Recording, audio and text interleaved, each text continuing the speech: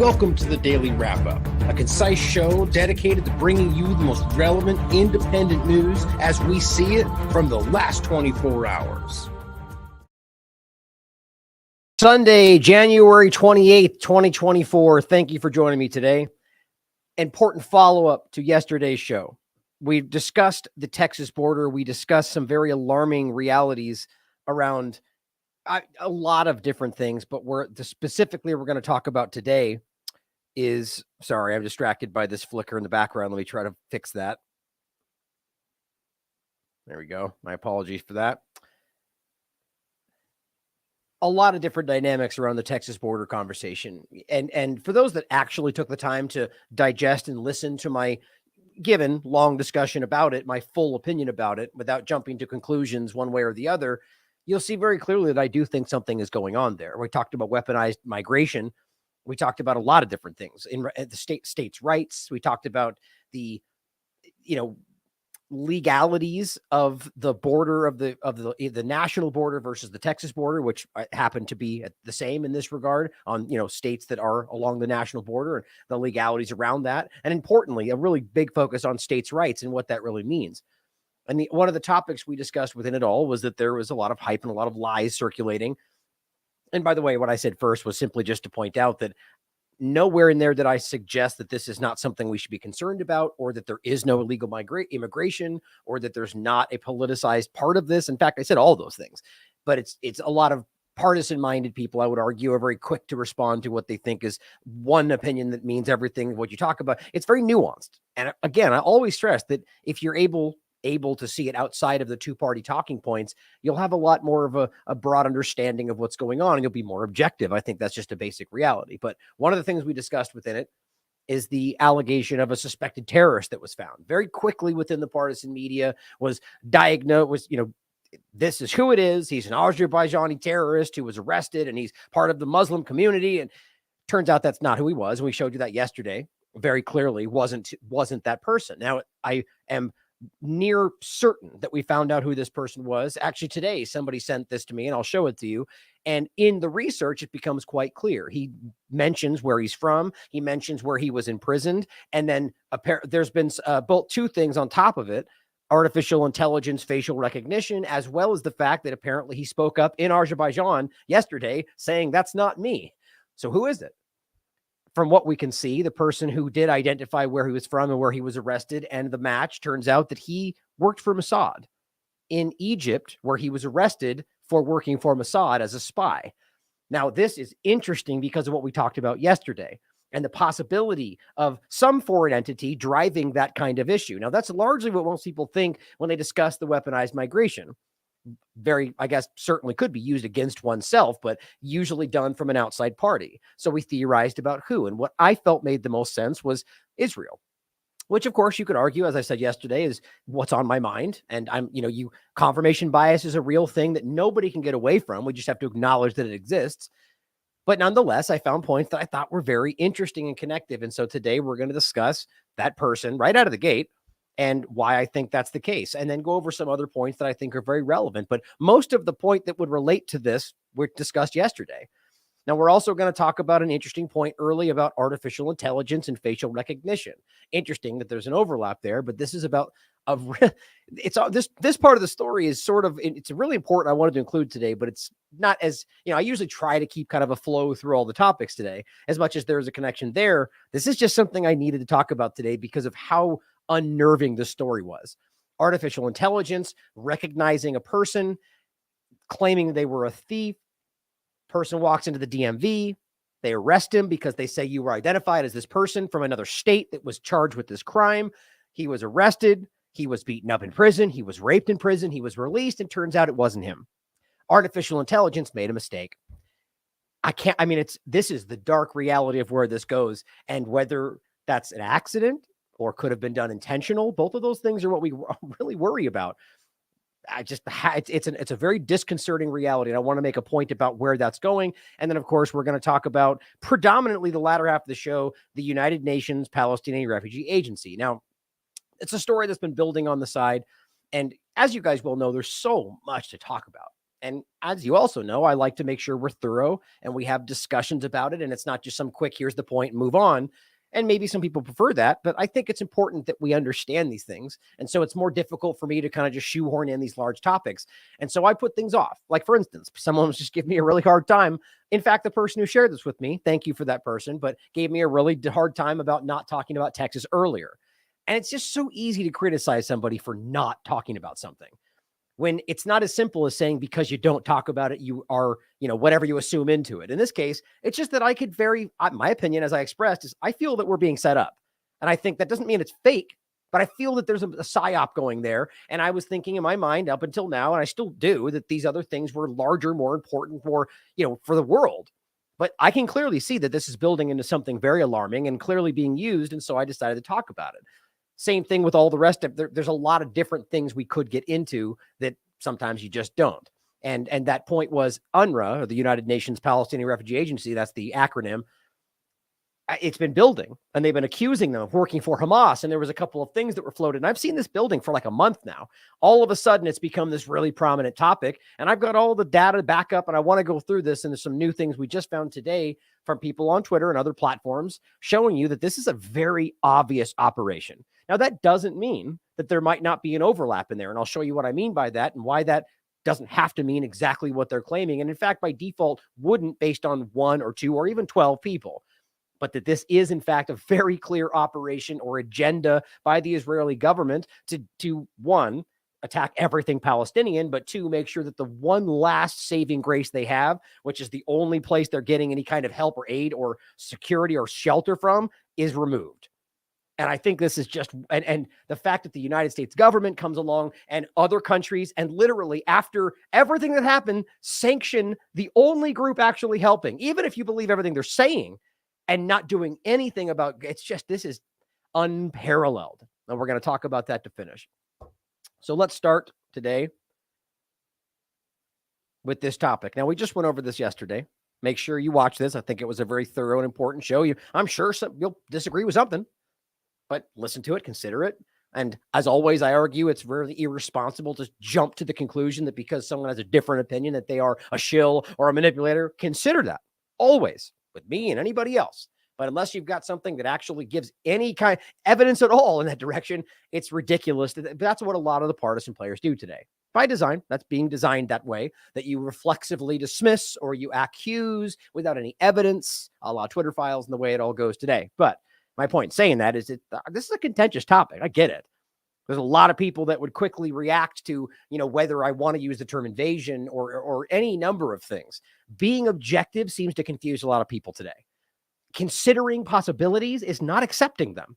I consider in long form all sorts of theories, and I'll later say I don't even think that's the case. But it's important to flesh out the possibility. That seems to confuse some people, largely in the two-party paradigm today. I know why, but I'm hoping people can see broadly and consider things, even though they don't think they may be the case. It's just intelligent. Now, we talked about this yesterday, Texas border crisis, that I think is the new January 6th. I think people are being set up using real things in order to destabilize, and the simplest case, help Biden's election, create the idea that anybody they deem MAGA or Republican are somehow now domestic terrorists, which we've seen that build for a very long time. And then the larger point of whatever the foreign policy interdynamics are, whether you think this is Israel or something else, and what that, and why that's happening. We talked about weaponized migration, which is, regardless of any theory, concept of what's racist and what's not, this is a very real, politically discussed, studied topic that's been utilized long before the creation of the United States. This goes back a long way, human history. People have always weaponized the migration. It's something you can look up. And even right now, Israel's being accused of that in regard to how they're dealing with the migration of the people of Palestine. So it's interesting. We talked about that yesterday. Now, here is what you'll see circulating. Now, all the big right-wing accounts, I mean, it's just without any due diligence, we're all quickly to point out, well, some of them, right, and I credit where it's due to say this could be this person. Fair enough. I won't criticize that. It was definitely possible. And by the way, the image I used today was the image of the person who was at the border and the image of the person who is Mufsum Samadov, who is not this person. And I'll show you that in a second. That's this. Liam Cosgrove was the first place I saw this. just very clearly showing you that the image of the person on the border is similar to the image of the person that they're telling you it might be, but the person who it might be they're telling you on the right is old now. That's an older image of him when he was younger, and he got out of prison after 12 years, and he looks very different today. So it's definitely not the person they're saying it is. That's clear. But again, my point was simply to show you that you're going to find just account after account after account after account going, oh my God, it's this person, he's a terrorist and he's Muslim, and this is what Biden is doing. I mean, this is why people do, to some level in the middle ground, understand why people are concerned about what they deem misinformation. My stance is simply that people are allowed to lie. People are allowed to be wrong. People are allowed to try to deceive you. That's included within free speech. The problem is that they're censoring people trying to tell you the truth. So it gets this confusing reality. But then all you end up with is a bunch of liars and manipulators. And then they point at that and go, we need to control this. And they censor me again. That's how this tends to go. I just want you to recognize how many people are doing this. Everybody, all the large accounts. Again, shout out to Liam Cosgrove for pointing this out. The Middle Easterner filmed at the border is not Mobsum Samadov. And he goes through and shows you the images, which I'll quickly show you again. This is him now, much, much older after being in prison for 12 years. And again, it comes back to like a religious freedom battle about headscarves and so on. And I mean, again, whether we take at face value the U.S. and, the typical entities that would accuse people of terrorism for resisting what they're trying to enforce on foreign countries, it very well could be that he committed all sorts of terrorist acts, but it also could just be that it's these governments deeming that terrorist acts like they do any number of things that very clearly are not. Just keep that in mind. The point, though, as you can see here, this is him recently on his own channel. He's got a mole that the other guy does not. He's bald. He's older. It's very obviously not this guy. Now, this guy, though, was the one that caught all the attention. First of all, let's play you what the clip that was circulating, which is not the whole clip, which the whole clip doesn't add that much more context, but it does add some. Here's the first clip that was circulating, just where he's basically appearing to threaten something, which is ambiguous and undefined, and yet it quickly became he's threatening terrorism, and it's all going to come down because Biden's foreign policy. If you are or smart domestic. enough, you will know who I am. But you are really not smart enough to know who I am. But soon you're going to know who I am. Very easy. So it basically says, you don't know. Listen again. I am. But smart enough, you will know. You're not smart enough to know who I am. But you are really not smart enough to know who I am. But soon you're going to know who I am. But soon you're going to know who I am. Now, of course, could that mean he's going to carry out a terrorist attack and we're all going to know his name? Certainly possible. Seems a little bit ridiculous, seeing as how he must know he's being filmed and he must know that people would hear it. And he must know that they would then have his face and they would go, let's find that guy before he carries it out. Kind of seems ridiculous, doesn't it? And the entire premise of it feels very orchestrated, very staged. Everything. My first instinct, which doesn't always turn out to be the case, was like, well, that seems very ridiculous. Exactly what would be used as the bad guys coming across the border threaten terrorism. I mean, it's like very, very on the nose, which, by the way, to be clear, just this is the kind of assumption I was talking about. That statement does not then translate to there has never been a terrorist that's crossed the border. I think that's obvious, both because of your government and working with them and foreign policy, allowing these things to happen, or just the fact that, yes, I do agree that the policies are politicized. And on Biden's side of this, it is ridiculous the way that they're not enforcing laws and the fact that it does allow a much bigger gap for people like that to come across. See, I've always thought that. I've always expressed that. But what's funny is the assumption becomes the opposite because of partisan politics. But here is the full picture. And this is like before he says this. The point is that what you're going to see is a little bit of a context of the way that people are reacting towards him. People filming on the border, which I would argue seem like right-wing, filmer, whatever you want to think that. People that are of the mind, I should have not removed the right-wing statement. The point is people that are there of the mind that Biden's policy is bad and that they're trying to film to show the flood of migrants coming across and so on, right? Whatever party you may think they associate with. So you could argue that person, based on what you're going to see, was being a little bit of confrontational with him, which all I'm saying that he has a right to is that maybe that drove this person to say something that was meant to be contentious because he felt threatened or because he wants to make, my point is believing that it is exactly what your agenda, it works best for your agenda is a little bit self-serving. He could have been lying. He could have meant something else, or he could have been saying it just to razz this guy because he was bugging him, or he's a terrorist. All those are possible. From the United Nations documents. What country you're from? Not come here. Me? Yeah. And I better keep it safe now. Until you're in America, I mean, they're about to find out what country you're from. Are you going to take where I'm from by force? No. So I will not tell you where I'm from. So these are the people that these are the people that that are breaking into your country, folks. You asked me, I answered you. What he says. See, this is one of those things too. Is it's like this is my point from yesterday. Like the woman said, he's not breaking through. There's a difference there. Like obviously there was illegal immigration. Obviously there have been people in a large scale that have illegally crossed the border. That's an obvious static reality. On Biden's side of it, you could argue that he's trying to give them asylum and there's a legal dynamic to be had there. But bottom line is there's a law and it's not being held up. My point, though, is that people are not illegals until they illegally cross the border, right? So when you have this flood of migrants coming up from anywhere, and all of a sudden people, before they even get to an engaged process, are being treated and dealt with and spoken to as illegals, it shows you a problem, doesn't it? Like, how do we know what they're going to try to accomplish? And, it's my point is simply to make sure we understand that. Even if you think that 99% of them later go on to try to do it because Biden and so on, I'm not disagreeing. My point is simply just to make it clear that we can't broad stroke these people. And secondarily, why we're treating the people themselves because of the hypothetical but real threat that they may be an asset or a terrorist or whatever else, when the reality is most of them are just average people who are suffering because of your government's foreign policy. And then we could acknowledge they're still being used and understand and treat it that way, but treating them individually as illegals and terrorists and bad people broadly, it shows a level of racism, of hatred that your government's instilling in you. But I think that's important to understand. Even if what you're saying is true, there are still innocent people mixed in with that, right? Now, right there, the point is that he's just kind of saying, here's what's breaking through. And so this guy's listening to that. I'm just simply pointing out that he may very well go, fuck this guy. Or excuse me, I forgot this, can't cuss. Screw this guy. This guy's bugging me. So I'm going to make it seem, hypothetically. Now realize I'm saying all this, just like I was making the point earlier, as the objective hypothetical possibilities. We're about to get to the point to where I think very clearly this guy's a Mossad agent. So all that goes out the window, but realize these are important things to consider. Doesn't mean I necessarily believe them all. These are the people right here, that kind of attitude. Let me educate could use you. it as a weapon. I'm not It's afraid. I'm so a afraid. tripod to hold I a need to camera. protect my family. So you see, there you go. Violence. So there you go, guys. And also saying protect my family. I mean, this doesn't really line up with the way that it was being framed before, right? This is the video next is where he talks about the other things. These are the people that are coming You guys in. were the ones laughing. You didn't say no violence. It's very easy to find. Okay. So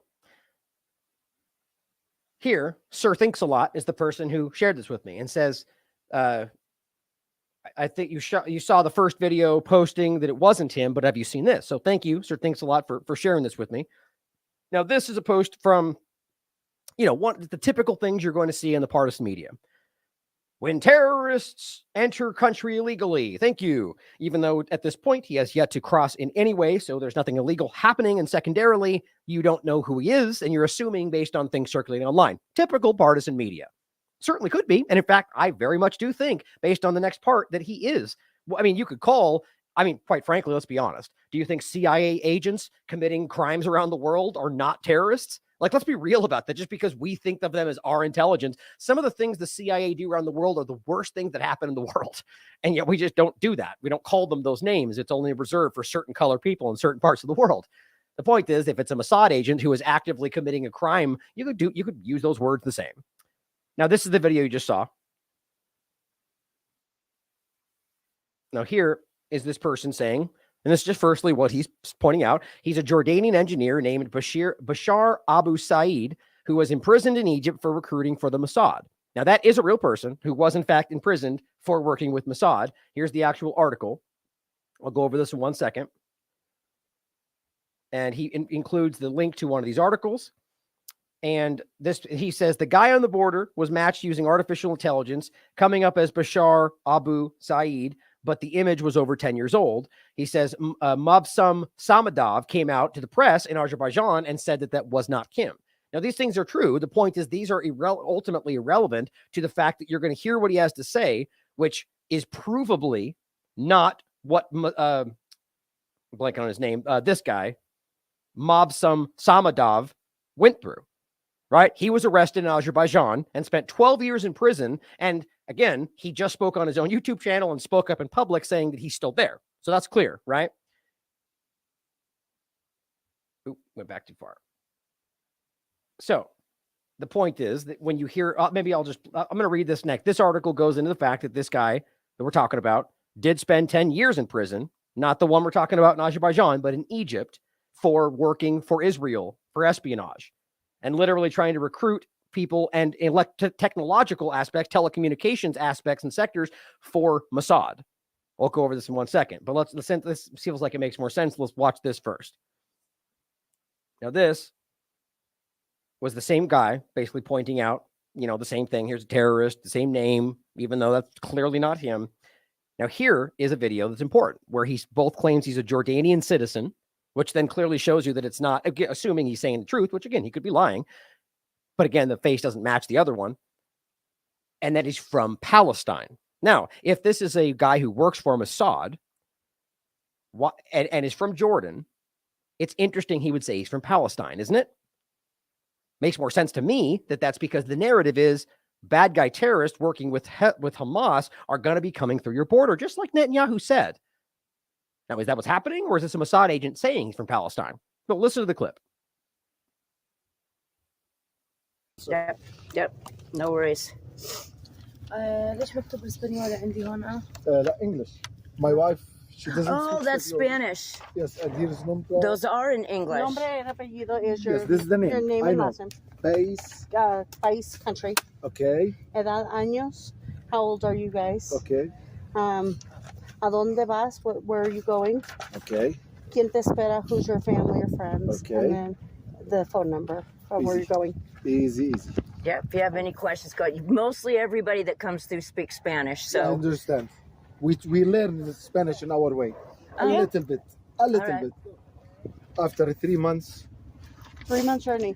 walking from Bolivia to here. Wow, that's a long journey. It is. We say this one, that's the age. that's the age, yes. You're just wandering around camp. Telephone number, familia? Yes. Pace, no. Pace, we say this is the age. Country. Country.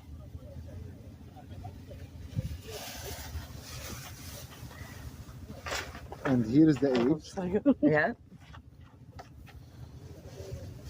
Straight Which away. one's that Where are one? you going? Dallas. He's going to Dallas, he says. I have the address, full address. Perfect. Here? Yeah, we've been able to call ahead on quite a few what people country are and you from? Good. make sure, He said Yeah. Jordan. because you've made it this far. But I'm going to tell you, you got a whole other round of fun stuff. But what our government's been promising you is not. I know. Yeah. We had I one. didn't come here for any charity or any You want support the from government. American No, dream, right? No. I came here for something else. Oh, I love that. You want the American dream, right? No.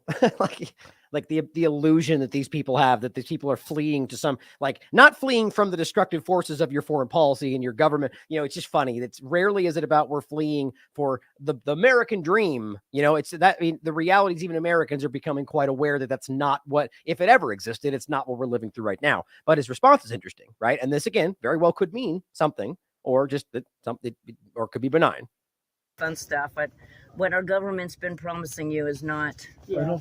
Yeah. We had I one. didn't come here for any charity or any You want support the from American government. dream, right? No. I came here for something else. For something else. Yes. I came here to defense against the inhumanity that's what's happening in our countries. I was an ex-prisoner for 10 years and 4 months and 22 days for Wow. fabricated case in Egypt after the first revolutions happened in 2011. There it is. Okay, so first of all, the first guy, Mossad, or I want to make sure I say it right. His name is Mubsum Samdav, was in jail for 12 years in Azerbaijan, not Egypt. Okay, this guy just said that he was in jail for 10 years, which is the case, just like the guy from the Mossad agent served in Egypt. That's really interesting. So clearly not that guy. I think that's obvious. But now we got Jordan. We have, which that guy was a Jordanian who was imprisoned for 10 years. That guy was in prison for 10 years in Egypt, just like him. Now, he said fabricated case. You can consider that's the possibility. Doesn't seem like it to me. After Mubarak get down from his bullshit chair and the other ugly face came, which now he's talking about democracy and he's nothing. He knows nothing about democracy. They put me for 10 years, Sasha, 4 months, and 22 days in a cell that's 1.5 meter by 1.5 meter where there's no light. good heavens. You can see my pictures on the internet, by the way. Just write my name, first name and last name. You will see all the story. Here, It is totally.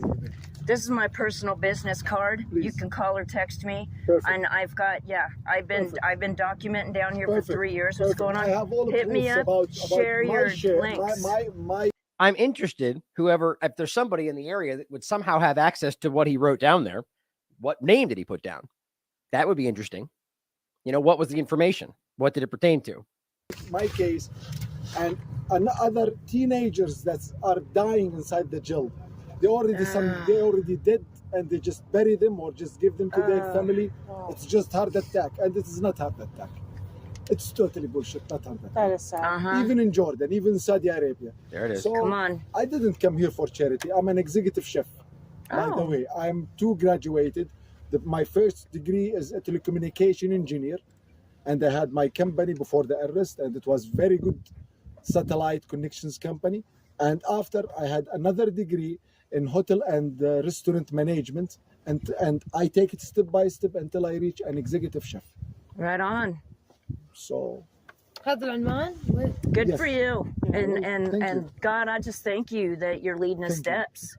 That you've got them in the No, I palm of your didn't hand come and here taking with them all where. respect for other people. No, there's Yeah. people for coming through who food want to and the work, charity, but they're the not monthly finding. charity from America. No, Yeah. We've got No. people coming over that just want to work and they're understand. not finding I jobs. understand. I lived my happy life with my wife in Saudi Arabia. We had 2023 full new car. We had our new house. So he My- seems to suggest living in Saudi Arabia after all of that, which I guess is certainly I possible. work there. I left it because I'm just seeking what you call it, justice. Yeah. I need justice. No, but you could take that as meaning he's going to get justice in his own way. I mean, so you can always read into what he's saying, or anybody for that matter, and make it what you think might actually be happening. Right? That's just confirmation bias.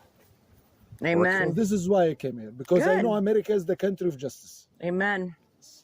Right. Amen. That's America, the government, the country of justice. Is that the case? I mean, clearly he doesn't believe that, right? I mean, that's my opinion based on what he said elsewhere. But, think about the first comment. You're too stupid to know who I am. You will know who I am. Seems like that seems like a threat. It sure does. It doesn't really seem to line up with what he's saying here. So you could argue that he slipped up and said that over there because the guy made him mad, or you could argue he was saying that to taunt the guy and he was making it up. I mean, let's be clear. People are very aware of the political dynamic around this all around the world. So it's up to you to decide. So I think this is where it's most important. Now, the other thing is you can look at the images that he's sharing here. And I do agree. Remember, this is old. This is 10 years before. That does look very similar to the guy we're talking about. Right? Just 10 years older. I really would argue that, and using artificial intelligence, apparently, which, by the way, is not as exact and accurate as we all think it is, but there is a match. So I think what's interesting is if it is this guy working for Mossad, that says quite a bit. Egypt sentenced Jordanian engineer to 10 years in jail for espionage. Egypt's state security court on Wednesday sentenced a Jordanian, and again, this is in 2014, to telecommunications engineer to 10 years in prison. So it's interesting. So it'd be right about now he would be getting out of prison, right? On charges of espionage for Israel. The court also handed a life sentence in absentia to an Israeli Mossad agent that the Jordanian engineer, Bashar Abu Zaid, is accused of cooperating with.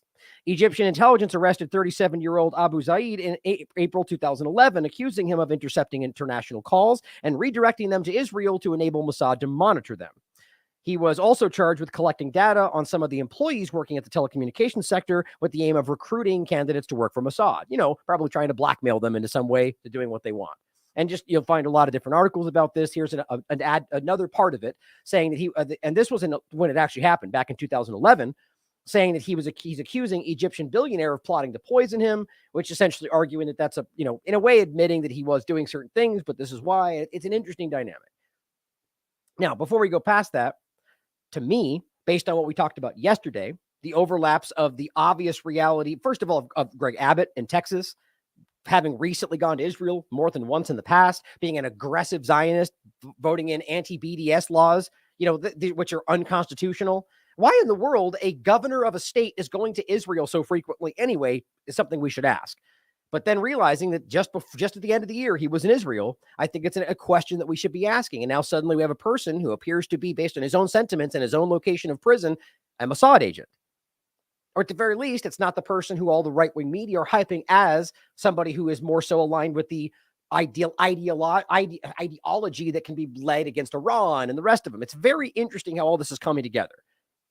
So then we can talk about the actual border itself. And I think this is an important video that I think most people are missing the larger point, which is in the sense of the open borders. But these are the Texas borders. And if Greg Abbott is the one screaming about how this has to happen because of illegal immigration, and half a mile down the road, there's a whole bunch of fences wide open, you need to realize that's not just a Biden thing. That is a government thing. And Abbott is not clearly caring about for illegal immigration if it's only this pretend focus in this one small location. So consider this. This video is, he took these videos himself. Wow. What? Half a mile. What's going on, guys? I know y'all come to my page because of the comedy and I just play around on here. And I don't get political very often. Sometimes I have some things to say about things. I live in Texas. I was just in Eagle Pass, and I've got some videos I need to show you guys. Because you're watching the news, whether it's CNN or Fox, you're letting these news media idiots get you riled up against each other. Let me show you some videos that might just calm your ass down and make you turn off the TV. Watch this.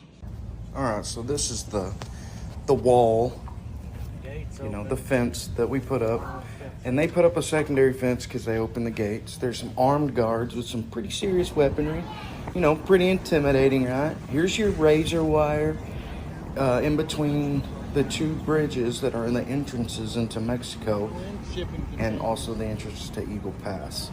There's some Hummers, some more guys, right? We're protecting, we're keeping them out.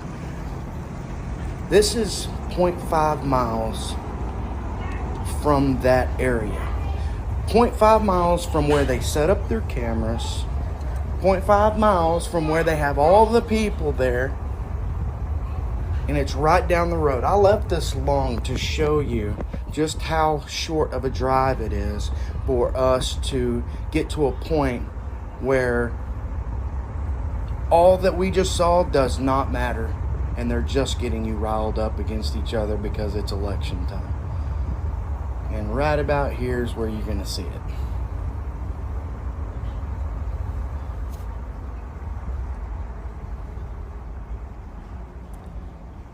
What's that? Where are the armed guards?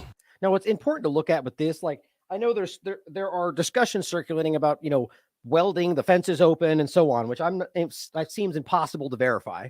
Unless there's somebody there that can go look. But regardless, my point is, and there's multiple, that one, the next one, very clearly. And the point is, obviously this does, if this is accurate, and I do believe it is, that there is a problem in regard to the open board. If there's just open fences like that, and there are laws surrounding illegal immigration, that seems like a guarantee that you're not going to abide by that. But the point is, obviously, yes, that shows an agenda there.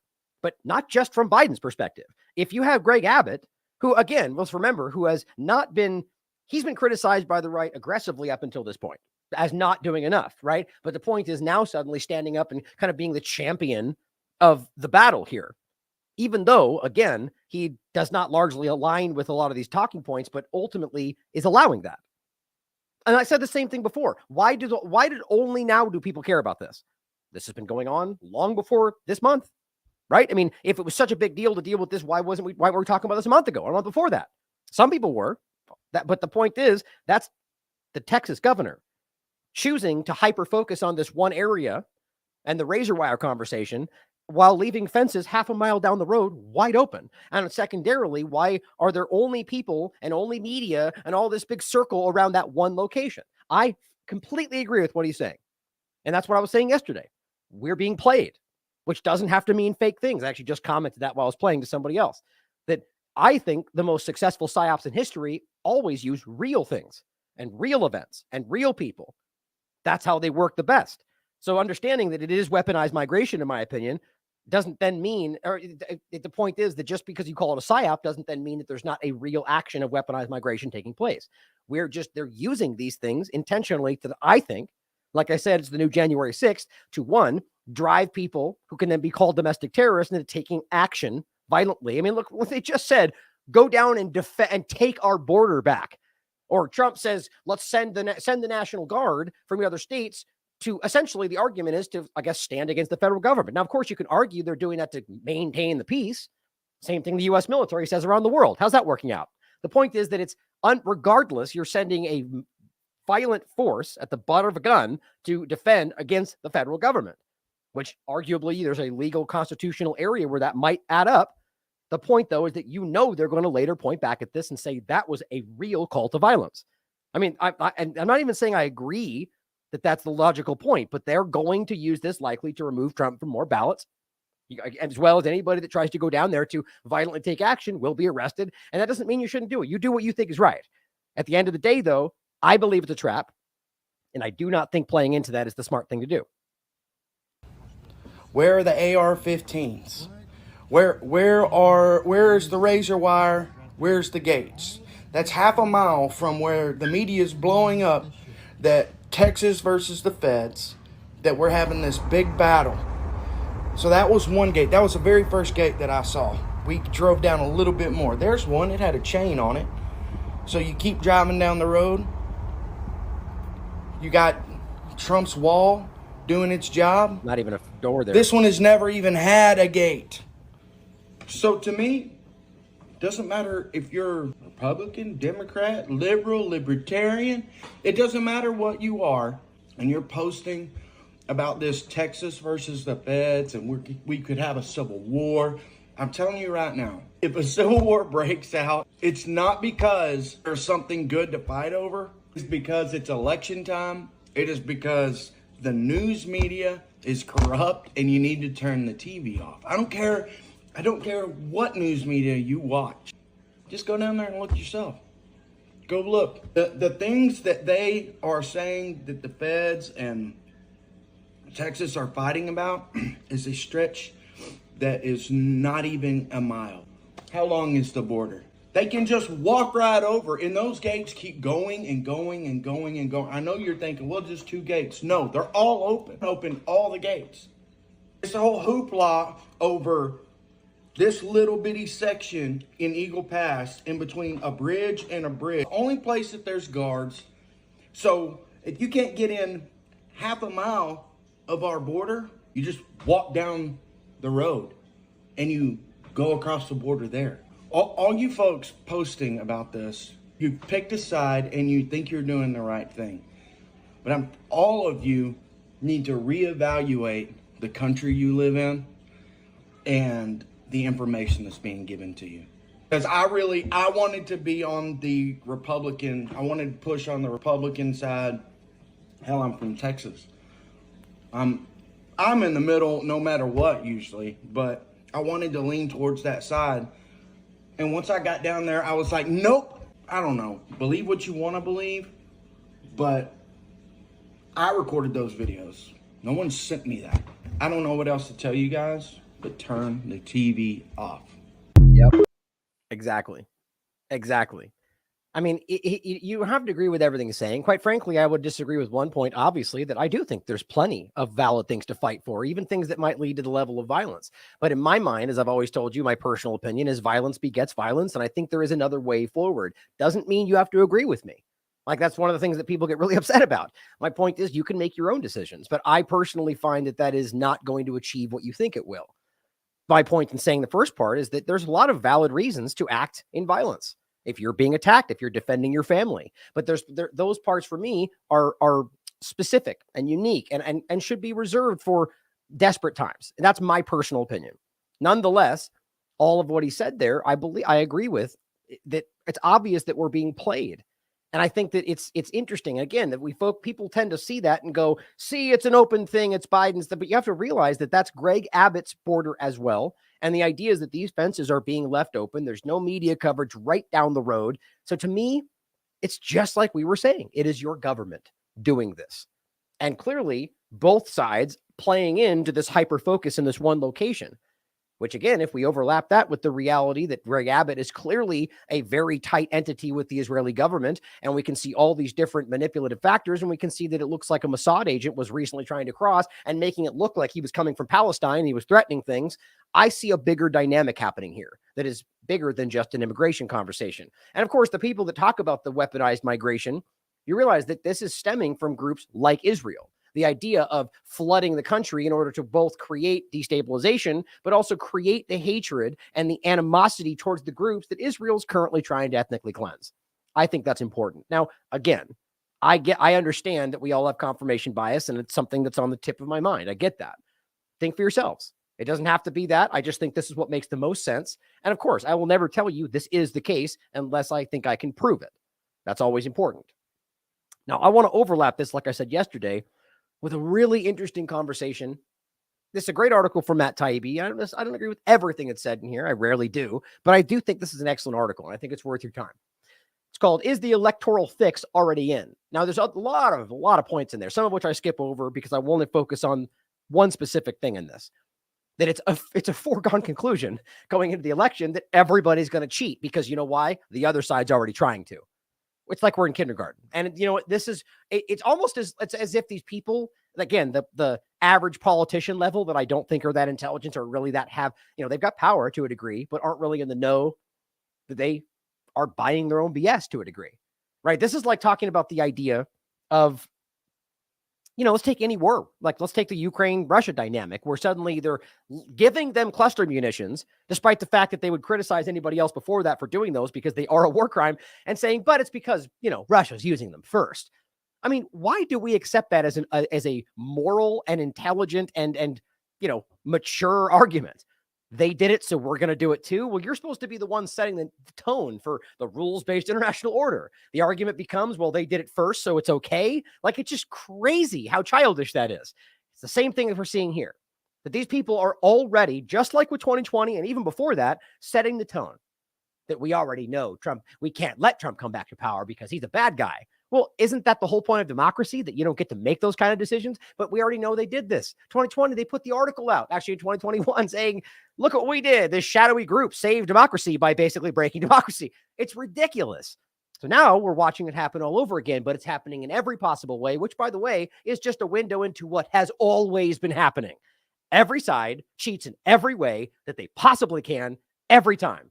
How long have I been telling you this? It's obviously proven. We've gone over the data. The point is that it just becomes a back and forth. Russia stole it for you. And then 30 seconds later, how dare you undermine the sanctity of our elections because Trump said something about it. It's just childish. And the reason I think it's important for this topic is because I think it completely dovetails with what we're seeing. The creation of the destabilization, the potential of what's happening on the border, and even just from the smallest dynamic. Ignoring any possible foreign policy discussions and just simply realizing that they want us to be at each other's throats, that they want us to take a political side. They want us to dig back into the wedge issues and forget about the larger things we're realizing today. So I want you to understand this because I will get more into the election conversation as it goes forward, not because I think voting has any effect on the outcome, but because I do think that these things are important and how they play into, what later ultimately happens. So he says up here, the 2024 presidential race increasingly looks like it will be decided by lawyers, not voters, which again, just seems to be kind of like the decided reality of where we are. And both of them blame it on the other side. It says the fix is in to protect democracy. Democracy is already being canceled. And again, the idea of whether democracy is even ultimately what any free thinking person and self-represented or, what's the word I'm looking for?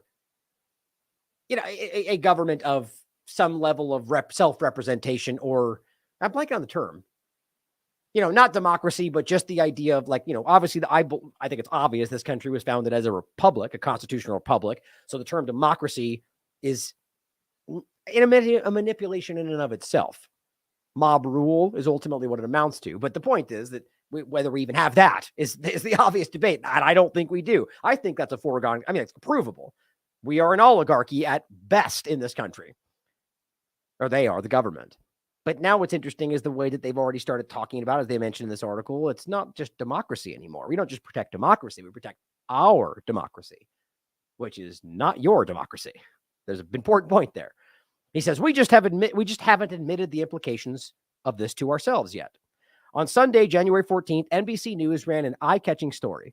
Fears grow that Trump will use the military in, quote, dictatorial ways if he returns to the White House. Don't you love ridiculous things like that? With all that's going on in the world, you write a hypothetical fear-mongering article about what he may do eventually if he were elected with the military because of just your personal opinion of who he is.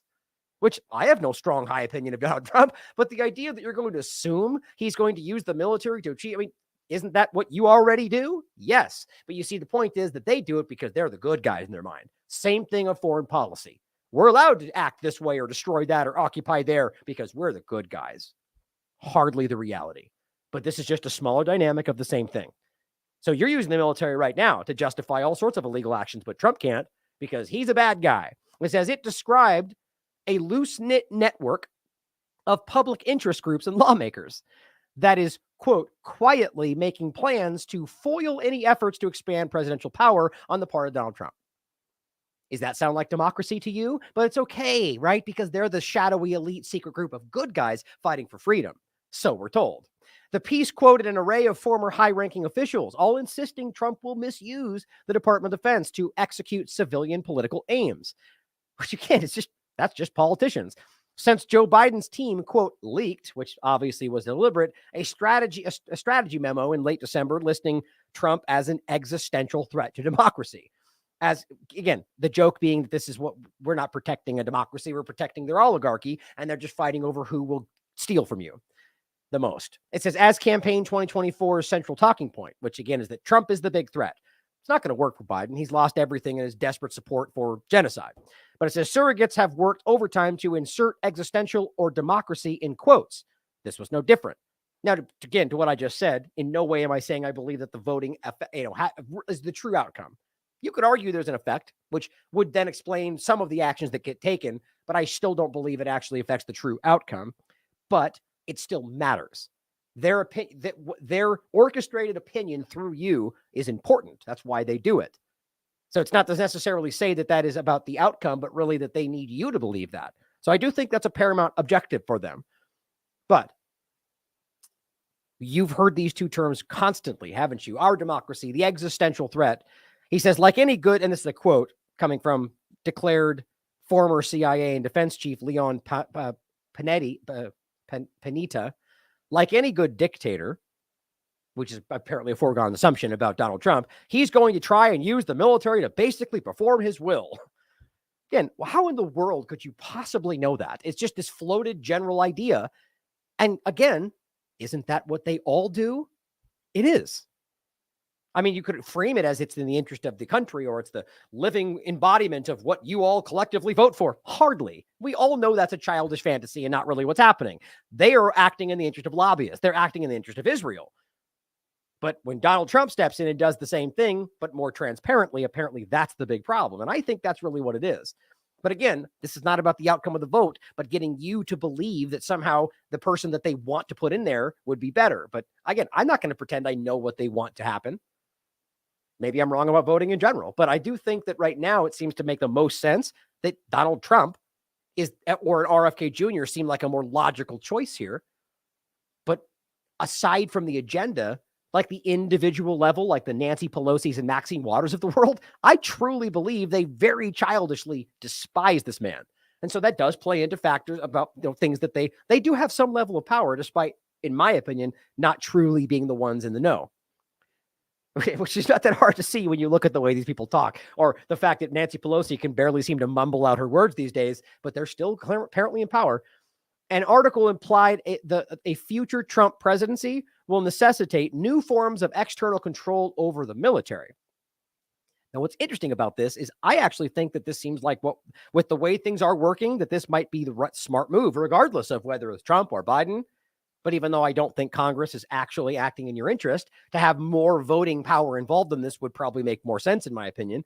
But he goes on to say it cited Connecticut Senator Richard Blumenthal's bill to, quote, clarify the Insurrection Act, a 1792 law that empowers the president to deploy the military to quell domestic rebellion, which I know we all see becoming a very prominent concept because they've aimed the military at you because you're the threat today.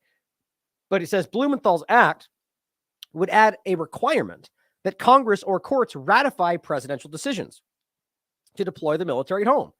Well, why wouldn't that be the case? I mean, they already ignore congressional approval for foreign wars, but it is technically required. So they'd probably just ignore it the same way here and declare an emergency. But the point is, why wouldn't they need congressional approval of all things to deploy the military at home, which seems like a much bigger deal than doing it abroad? Like, that's crazy. So I actually agree with that. But I don't think Congress cares about you. But it says seeking essentially to attach a congressional breathalyzer to the presidential steering wheel. NBC quotes from former higher-ranking defense and intelligence officials about possible preemptive mutiny. Were interesting on their own. Preemptive mutiny? I mean, this is getting so abstract. I mean, again, I can't help but attach it to the larger dynamics of preemptive self-defense and what their entire resting case is about their genocide. Like, it's really interesting, the overlaps. And I think it's just the mindset of these people. It says, however, the really striking twist was that we've read the story before. And this gets interesting. And you remember all this stuff from before, right? The plan for the worst and hope for the best. Why law enforcement officials are worried about post-election violence, about Trump. A war game exercise predicted the past few months. Like, it was all about hypothesizing about all the bad things after what happened from Trump, even though it was all guessing, and then acting like that was somehow justifying their secret actions to stop him because it was the interest of democracy or just your personal little vendetta. It says, for over a year, the Biden administration and its surrogates have dropped hint after hint, as you've seen, that the plan for winning 2024 against Donald Trump or anyone else might just involve something other than voting. But democracy, though, but we may have to break that to win democracy, right? Because it all makes sense. Lawsuits in multiple states have been filed to remove Trump from the ballot, which we talked about already. That's unprecedented. It's crazy that anybody ever thought that would fly. I mean, to me, that just adds, if you're looking at this from an all of government manipulation level, which I believe it is, to me, that simply is another way to create a guaranteed destabilized situation where they're already going to be able to accuse them, no matter what happens, of, preemptively manipulating the election. If those specific ballot, I mean, I don't know where they're currently at. I know multiple states are trying. I believe one of them was already stopped, but I know we'll have to wait to see what the full picture is and what states truly try to stop Trump from being on the ballot. Wait until they use the Texas thing to try to do it even more. But you're already invalidating the entire election. How can you possibly argue that you can have his name not on the ballot in some places and act like that's going to be a fair election? It's crazy to me. So it seems like a self-fulfilling prophecy. But he also says primaries have been canceled, as we saw, or invalidated. How in the world that was ever accepted? Then we just choose not to. And I think it's because they all know that we see right through the primaries these days, because the DNC admitted they'd never had to follow what you wanted. Hashtag democracy. And it says, an ominous Washington Post editorial by Robert Kagan, husband to senior state official Victoria Nuland, read like an APB to assassins to head off an inevitable Trump dictatorship. And on January 11th of this year, leaders of a third-party group called No Labels, which I hadn't even heard about, sent an amazing letter to the Department of Justice complaining of a conspiracy to stop alternative votes. Now, I'm not going to get into that part. He does talk about it in here. That's interesting, right? I think that would show more about, they don't want you to see choice ultimately. They want you to see the illusion of choice. Here are your two left and right choices. And pick, because lesser of evils, and your vote only matters when you vote for the one that's going to win, except later we say your vote always matters. Like, I think that's interesting, but I'll have to look into the actual group. If you guys have more information on them specifically, send it to me. It says 3.5 years ago, in June and July of 2020, an almost exactly similar series of features to the recent NBC story began appearing in media, describing another loose network of bipartisan officials. Sounds like democracy, right? Also meeting quietly to war game scenarios in case Trump loses and insists he won, which is very interesting. Now, you could argue that's because we know how bad Trump is, or that they knew they were cheating and that would probably happen. We'll come back to this next, but the point is, this is what we're talking about. 2021, Time Magazine, the secret history of the shadow campaign that saved the election. And all you're going to read in here is that it says there was a conspiracy unfolding behind the scenes, one that both curtailed the protest and coordinated the residents from CEOs. Both surprises were the result of an informal alliance between left-wing activists and business titans to manipulate the outcome. Now, that's not what they're going to say in there, but that's what they're talking about. And you read this, and it's impossible not to see that. If Trump did this and wrote an article about it, they'd put him in prison. And I believe that. And that doesn't have to speak to that Trump is the good guy on your side. This is all about creating that perception to you. But I find that really ridiculous, right? It's obviously people screaming about protecting democracy while they're breaking every rule in sight, which is what they do. It says that group, which called itself the Transition Integrity Project, which you remember, we've talked about it, involved roughly 100 former officials, think tankers, and journalists who gathered to wargame contested election scenarios. Now, this is not necessarily the exact name of the group in this discussion. That's kind of left reasonably ambiguous. This is the group that did these war game scenarios involving John Podesta to game out whether or not, what happened if Trump won, which is just a bunch of children basically fantasizing about what they believe would happen, which clearly did not happen, which is ridiculous. But it says that loose network included big names like former Michigan governor and current energy sector Jennifer Granholm, and former Hillary Clinton campaign chief John Podesta, which how in the world that person's not in prison, I will never know, who is in his current role, as special advisor to President Joe Biden, overseeing the handout of roughly $370 billion in clean energy investments, is one of the most powerful people in Washington still. Guys, that is the unelected power structure that never goes away. We need to see that. This guy is a very creepy person that is involved with some of the craziest things that we've talked about.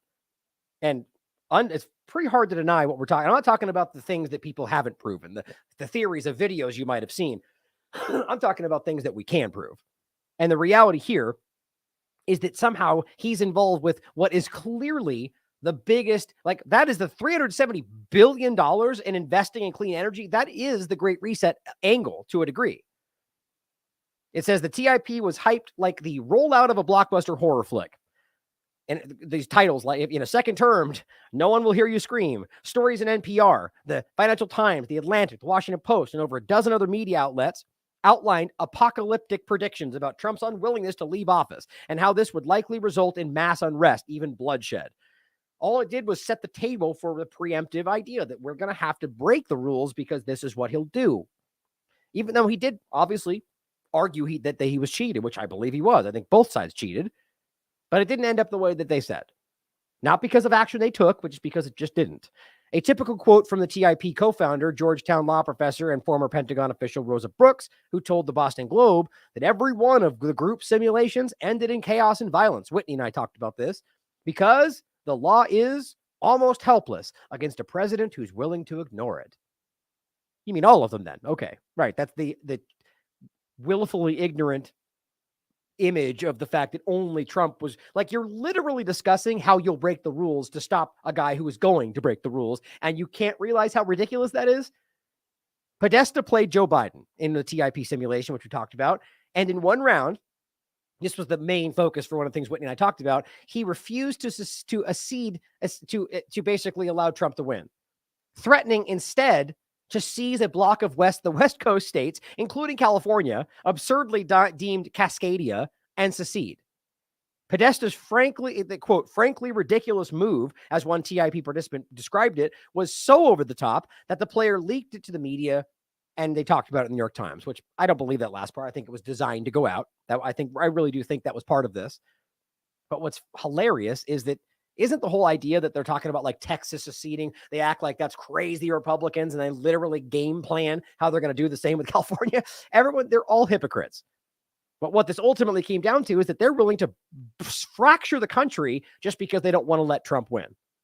News that Hillary Clinton's former campaign chief rejected a legal election result, because that's what ultimately we're talking about, even in a hypothetical simulation, was obvious catnip to conservative media, which took about 10 minutes to repackage Smith's story using the same alarmist headlines, two-party illusion, same thing on both sides, format marketing earlier TIP write-ups. Breitbart at the time published, Democrats' war game for election includes West Coast secession, possible civil war, which is not necessarily inaccurate. But the point is that it just shows you this kind of hyperbolic, just like we're seeing with Texas right now, partisan side of the conversation. And it's both sides. TIP authors also warned Trump's behavior could push other actors, including potentially some in the Democratic Party. This is perfect. To similarly engage in practices that depart from traditional rule of law norms, but in their case, out of perceived self-defense. See how childish that is? So it's just because you decide that what he's doing threatens what you want, therefore then it becomes justified for you to do exactly what you're accusing him of. These people are ridiculous. And it's the same kind of game we're seeing in foreign policy right now. More tellingly, there were multiple passages on the subject of abiding by and or trusting in the law, and how this can be a weakness. Like, waxing intellectual about how the very thing you're accusing him of doing might be a weakness on our part because he's doing that. But so we'll do it. But it's okay because he did it first, and that's it's just like this childish game. The authors conclude that as an incumbent unbound by norms, Trump has a huge advantage. They're literally saying that his ability to cheat or manipulate gives him an advantage. Well, obviously, that's what cheating does, but that's why they always do it. In the upcoming election, of course, and chided participants that planners need to take seriously the notion that this may well be a street fight, not a legal battle. They added the key observation that a reliance on elites observing norms are not the answer, basically saying we have to break the law to stop him from breaking the law. Again, realizing, though, that's on a time frame or at a point when they're assuming that will happen, not that they can see it happening. In the 8+ years since Donald Trump entered the national political scene, we've seen the same cast of characters appear and reappear in dirty trick schemes, many of which began before he was even elected. The last time we encountered the loose-knit group story, the usual suspects were all there, and the public, by lucky accident of the Smith leak, which I don't think was an accident, gained detailed access to the Democratic Party thinking about how to steal an election, if necessary, of course, to protect the democratic process. Again, it just makes you laugh out loud. Same point. Break the law to protect the law. That incident acquires new significance now in light not only of this NBC story, which is about 2024 today, but also the dismal 2024 poll numbers for Biden, a host of unusual candid calls for preemptive action to prevent Trump from taking office, which, again, completely undermines the illusion of democracy anyway, the bold efforts to remove Trump from the ballot in states like Colorado and Maine. Remember, Biden's losing in the poll numbers because of his ridiculous and ongoing support for genocide. His own party calls him Genocide Joe right now. The grim reality of campaign 2024 is that both sides appear convinced that the other will violate norms first, with Democrats in particular seeming to believe extreme advance action is needed to head off a Trump dictatorship. So look, if you're already coming out saying we need to be the first one to break the rules because we believe he will, you're the person breaking the law. You can't pretend that you know he'll do something. You're not psychic. He very well may, and I believe both sides always do. But you just have to realize this is never going to correct itself. This will only continue. They'll say, you cheated. You broke the rules here. You work with China. You work with Russia. You work with Israel. Like it's all, and probably some of those are real. The point is that it will never go back to how we thought it was before because these people have desperately broken it in their own interests, which, by the way, it's always been broken. And quite frankly, I think we need to do something different, but not in some kind of reimagined Great Reset discussion. The reality being that this to me feels like it's designed to become a flash boiling point at the election, just like people are predicting. Now, interestingly enough, I did resist a little bit to the idea, because it happens every year, that the election won't even happen and it's going to be a civil war. Well, this year certainly seems like they're trying to make that happen, doesn't it? And it says such elevated levels of paranoia, and I agree with him, virtually guarantee that somebody's going to cheat before Election Day in November, at which point the court of public opinion will come into play, which seems to be the only court that matters anymore. The key question will be, who abandoned democracy first? Which, why would that be the point? That your cheating becomes okay if you cheated after they did? You see how childish this all becomes? The TIP report provided an answer. It contained long lists of theoretical Trump abuses that they made up in their head that sounded suspiciously more like the extra legal maneuvers that have already deployed been deployed against Trump dating back to the mid-2016, particularly during the failed effort to prosecute him for the fake allegation of collusion with Russia. Or rather, just what they did put forward as allegations were definitely fake. Whether both sides are colluding with Russia is a different story. Intercepted by, and again, the reality being, as everybody rightly said at that point, is the real story is Israelgate. That all sides, as we're all hopefully beginning to see, have been aggressively influenced and corrupted by the Zionist entity. It says, interpreted by some as a literal plan to overturn a legal Trump victory, its greater significance was as a historical document, since it read like a year-by-year synopsis of all the home team rule breaking, accusing them of that which you are guilty. In other words, the TIP read like a Team Clinton playbook, only with hero and villain reversed. And I wonder if they were truly self-aware enough to recognize that's what happened. And it's hilarious. This is mostly the end here. They feared that Trump would commit things like this. The president's ability to launch investigations into opponents and his ability to use Department of Justice and or intelligence agencies to cast doubt on election results or discredit his opponents. You mean like literally what you've been doing to him the entire time? That's Matt's point. It's almost like they have no sense of themselves. But again, it could just be that they're accusing them of that which they are guilty, which is a common tactic. Or the president and key members of his administration can also reference classified documents without releasing them, manipulate classified information, or selectively release classified documents for political purposes, fueling manufactured rumors. This is like a 1, 2, 3 playbook of everything they've been doing to Trump. It's hilarious. And he writes here, Podesta himself, in fact, one of the most corrupt people, if not even I shouldn't even say that, they're all effing corrupt, but very corrupt person, participated in one of the first and most damaging manufactured rumor episodes beginning in late 2016, involving the use of the Elias commissioned Steele dossier to illegally obtain a FISA warrant on former Trump aide Carter Page. Podesta, who of course knew the real source of the story, he's a liar, reacted to it as if it was news generated by government investigators and publicly derided Page as a Russian cutout, knowing he was lying, before adding that the 2016 election, quote, was distorted by the Russian intervention. Lying again, knowing they set this up. This was a textbook example of using manufactured rumors from intelligence agencies to cast doubt on election results, as you'll find. Literally did verbatim what they're worried Trump will do. So all that shows you is either a guilty conscience, knowing he'll do it back, or that they're just trying to hide behind the accusation. Additional, these are just, I think these were the important ones that I listed. Here's a funny one. There is considerable room to use foreign interference, real or invented, as a pretext to cast doubt on the election results, or more generally to create uncertainty around the legitimacy of the election. How do you write that without going Russiagate? That's just crazy. It says this may have been the most amazing line in the TIP report, given that the entire Trump presidency was marked by stories like how Russia helped swing the election for Trump. Did Russia affect the 2016 election? It's now undeniable. Russia turned election for Trump.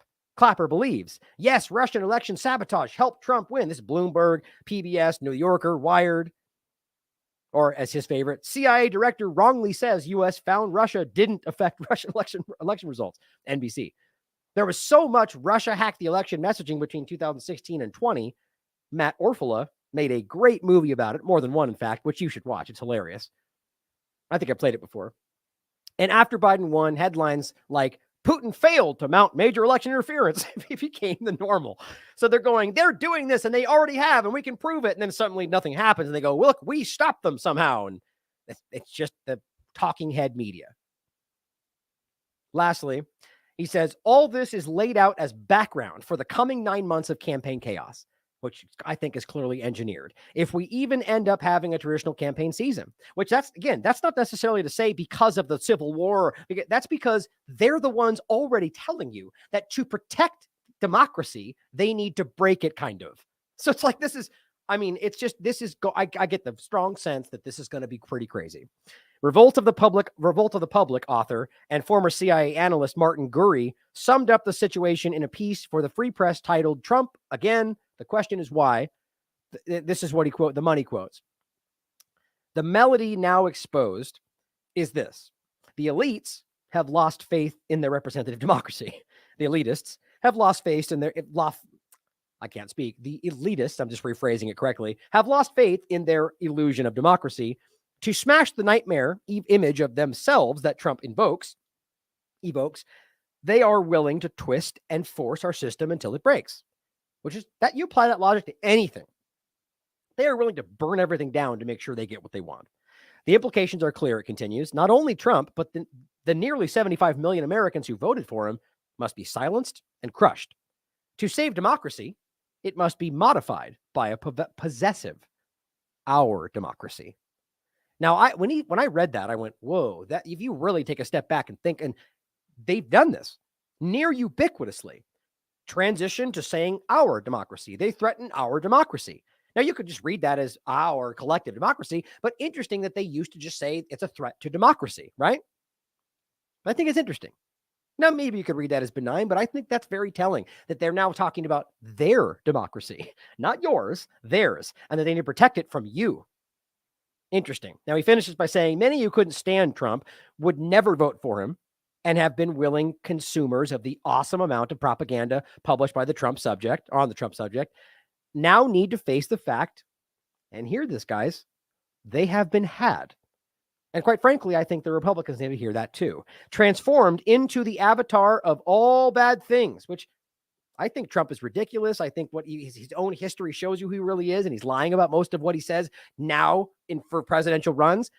But I do very also clearly think they've lied about a lot of stuff about him. They've made up all sorts of crazy things. And there are some things he does that I think he deserves credit for.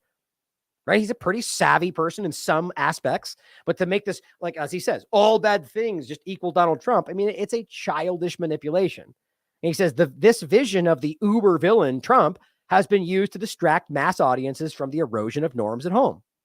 And there it is. The two-party illusion used to distract the fact that your government as a whole are removing your rights. Quote, protecting democracy in the Trump context will be remembered as having served the same purpose as Saddam's mythical WMDs, the shots fired at the Gulf of Tonkin, or Gaddafi's fictional Viagra-enhanced army.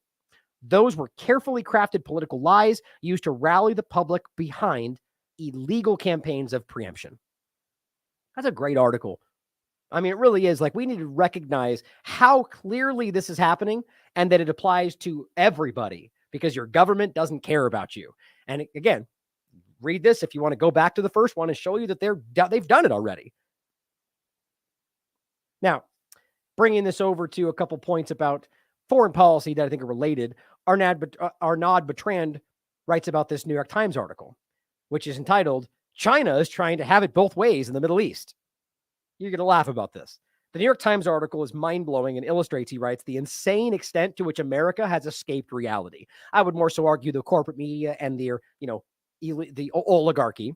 But it says they literally blame China, of all countries, for the Middle East crisis. That's not a joke.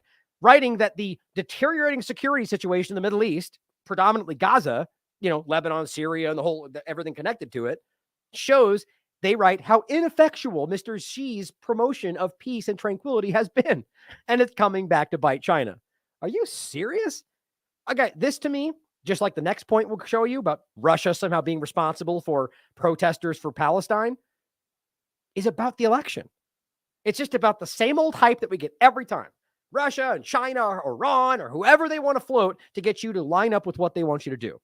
Now, apparently, it's China's fault that there's chaos in the Middle East, not Israel's, not the United States. Of course not. It's all bad guy China, which in no way am I saying they're good guy either. I think all these governments are out to manipulate you. It says, when everyone who lives in the real world understands that the root of the current issue is obviously Israel's decades-long occupation and progressive annexation of Palestinian land with full U.S. backing. And the detonator of the crisis was the Biden administration's efforts to normalize relations between Israel and Saudi Arabia by sidestepping the Palestinian issue. That's his opinion. That was a factor, I argue. I agree. The Palestinians were effectively put in a position where, in the words of Ami Ayalon, former head of the Shin Bet, they felt alone and abandoned. And as a result, chose the Samson option because they felt that, remember, that's an Israeli discussion. It's a real thing about should they lose control, they'll nuke everything. That's real. Doesn't mean they'll do it, but it's a real option they have outlined in their documents. It says because they felt that they had nothing to lose and that this was the only way for them to show the world, you will not be able to create stability in the region if you will bypass the Palestinians. China did undertake its own normalization efforts between Iran and Saudi Arabia, and this occurred without a hitch. Entirely peaceful and has held since. So much so that both countries just joined the BRICS together. So the fact is, China did improve peace and stability in the region, if you agree with that. Reconciling the two historic enemies of the region was no mean feat. Whilst America managed to trigger yet another major war in the Middle East, creating untold human suffering and dramatic region-wide repercussions, as we can see with Yemen. The contrast between both countries' respective impact on the region just couldn't be starker, more obvious. So you can read the rest of it. The point is just how hilarious it is that they want you to believe that China's responsible. Now here is Pelosi. Again, you're going to laugh at how she can barely speak. As Patrick Henningsen, who you should follow. Oh, I'm pretty sure I shared that.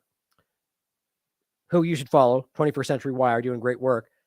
He writes, pure fascism in defense of genocide.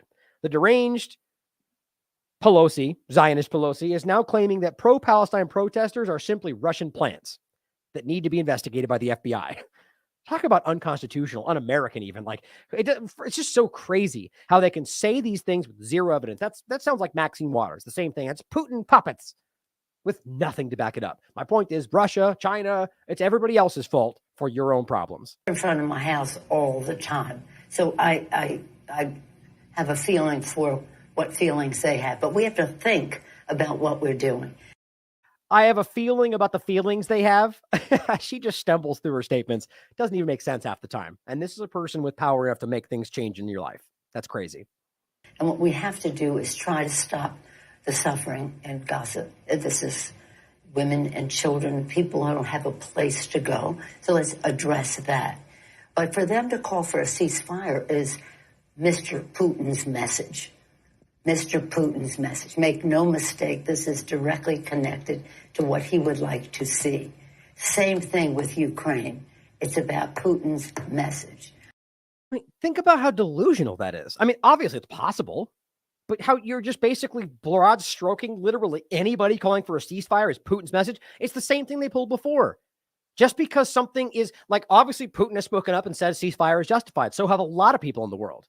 Does that mean that's their message, or it just means that we also agree that there should obviously be a ceasefire to stop a genocide that the world court ruled has merit, that they are doing that? It just becomes the lowest common denominator. Pick the guy you don't like and say it's his fault, and then everything gets cast off to him, and you have no responsibility anymore. I don't think anybody buys this anymore. I think some of these protesters are spontaneous and organic and sincere. Some, I think, are connected to Russia. And I say that having looked at this for a long time now. As you know, think some of these protests are Russian plants? I think they're plants. I think some financing should be investigated.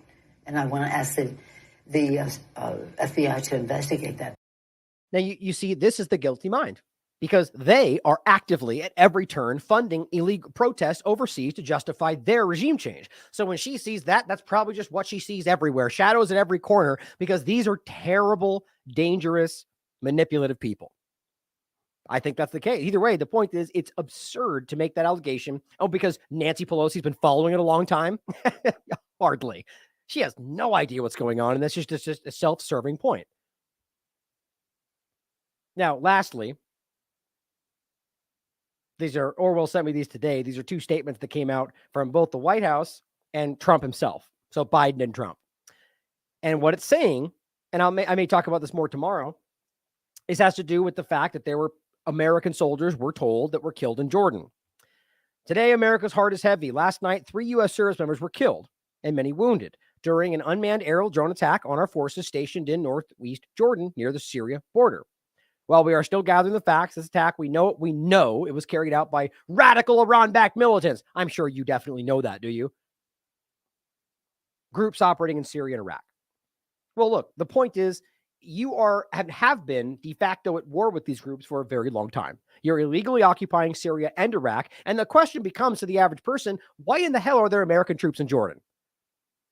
Either way, anybody dying, as I've always said, we should have reverence for life. That's a sad thing to happen for anybody. But the point is, you're talking about military who are being deployed in an area where they're occupying multiple countries. You're currently at war. Like, at this point, we need to realize, based on the international court, based on numerous countries who have made this point, Biden and the U.S. government, because of it, and his administration, are not just complicit in genocide.